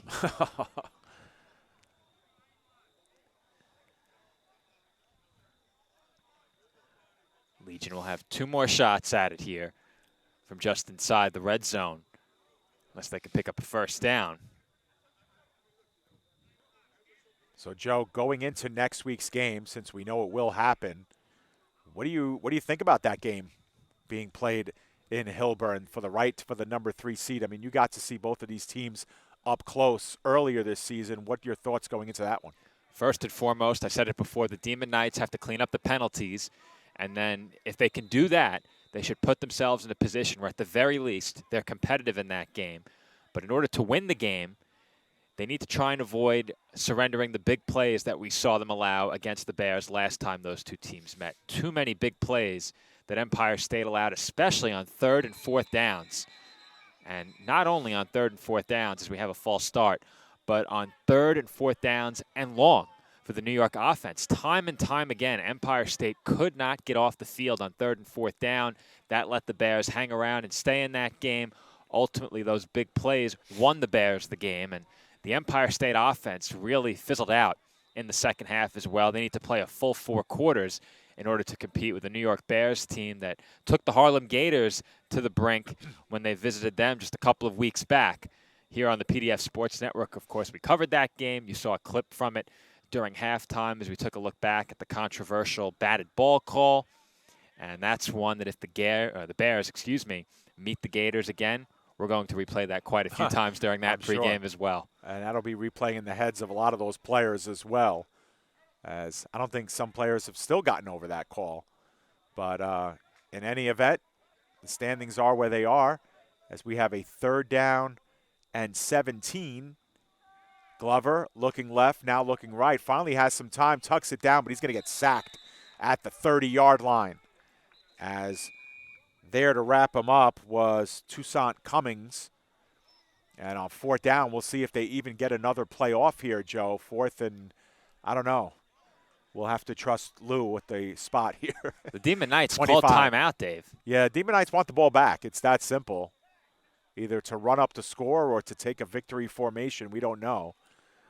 But 4th and 22. It looks they need to get to the 5. The ball's at the 30. 25. I would say 4th and 25. And we'll see. But, we should give props too, Joe, to the New York Bears. They were a team that did not field a team in 2 years. They took 2020 off, 2021, and they were a big question mark coming into the season. They were kind of like the league's X factor. And they've come out and had a pretty good season for a team that's back after a 2-year hiatus at 4-3. The Demon Knights will again see them next week, and they've played everybody tough too. We mentioned the loss to the Gators, the game that you covered. We saw them in a loss to the defending champion Pharaohs on opening day, no less, that they had to face the defending champs. So they've played everyone tough, losing to the Gators twice and the Pharaohs once, but they're going to be a tough out for this Demon Knights team for sure. And speaking of the Bears and that controversial call, I know that at least one entity that hasn't recovered from it, Jason Walker's headset, which he spiked into the turf in frustration. Yeah. There's no coming back for that headset. It shattered into pieces, yeah. Yep. I would never do that to our headsets. That would be the end of PDF Sports color commentary. Down a headset. And there's a sack at the 40-yard line. So the Demon Knights call timeout twice just for the Legion to call plays and get sacks on both of them and get the ball back, which is what they wanted, Joe. Up by 32 points. And we'll see if it was just for a chance to take a kneel down and claim victory, or if it was potentially to put some more points on the board. We'll see. We've certainly seen that in the EFA this season. We sure have. And speaking of that Bears and Pharaohs game back in week 1, the Pharaohs did just that. Correct. Threw a Hail Mary up by 14 points with 15, 20 seconds left in that game. Points mean a lot. And, you know, you hear a lot of the coaches say it too, Joe. There are a lot of players on the roster who don't normally get a chance to play. There are only 8 regular season games. So everybody wants to play, and everybody, when they get in the game, want to score. And they want to be able to, get a highlight reel play in there. So, it is understandable sometimes in these games that get out of hand that teams still play hard and still try to get on the scoreboard, because there are players who funnel into the game who are just not a part of those first-string teams. Everyone wants their opportunity, and there's a team where opportunities are readily available. It's Empire State. I mentioned how many players they've had at the wideout positions in the last 2 games we've covered. Plenty of players have gotten opportunities for them. We mentioned Sawicki. We've mentioned Grizzle many times. A.J. Ray was a midseason addition. Errol James gets a lot of work on the offensive side. Lopez has shared some carries in the backfield as well. So there's plenty of opportunities to get involved in the offensive game plan on this Empire State team. As speaking of opportunities, Ricardo Caballero will get the opportunity to take some snaps under center at the conclusion of this game. And is it snaps or a snap? Timeout for Empire State. That is their last timeout. So they run it right up the middle. I believe that was Grice who took it was either Grice or Woody who took that handoff. We'll see if Caballero here, with no timeouts, 2nd down and 8, decides to air it out. Well, unofficially, we had Empire State with no timeouts left, so I'm also a bit surprised that they're calling timeout in these spots. Well, I think we were right, Joe, that we shouldn't have allowed them any more timeouts. That's right. You're right. It is going to be a run up the middle to Grice, who's still on his feet, and he is down. I believe that was Grice. It is at about the 41-yard line, and he went out of bounds. And a player is down for the Legion. A lot of activity going on, and you are right. There is a man down. Looks like he has gotten up. That was number 42, I believe. There was a lot of shouting going on over there, too. Yep. And if you're the Legion, it's hard to swallow this, Joe. I mean, you're down big. The game is essentially over, and you're still lining up, and you're dealing with timeout situations. And I understand, players getting a little hot under the collar and not really appreciating this. But they line it up for 60 minutes for a reason. You got to play every snap. 10 seconds left is what we get, as Caballero is going to take it himself. He turns the corner. He gains the 30 and is put down at the 25-yard line. That should do it here, Joe. I'll tell you, the Legion will undoubtedly be unforgiving on the hits in this spot. As you said, I'm sure they don't appreciate this now. Are they going to clock the ball here? Certainly look, and that's it. And that is it. So we are officially final here. The Empire State Demon Knights punch their ticket to the EFA postseason, and they end the Legion season in the process. The final score here, 38-6. Joe, we'll do a very quick close. Demon Knights next week against the Bears. They did what they had to do today. What do they have to do next week? Clean up the penalties and play a complete game on the offensive side of the ball. We saw a good first half from Empire State last time they faced the Bears. That game was played on their home turf.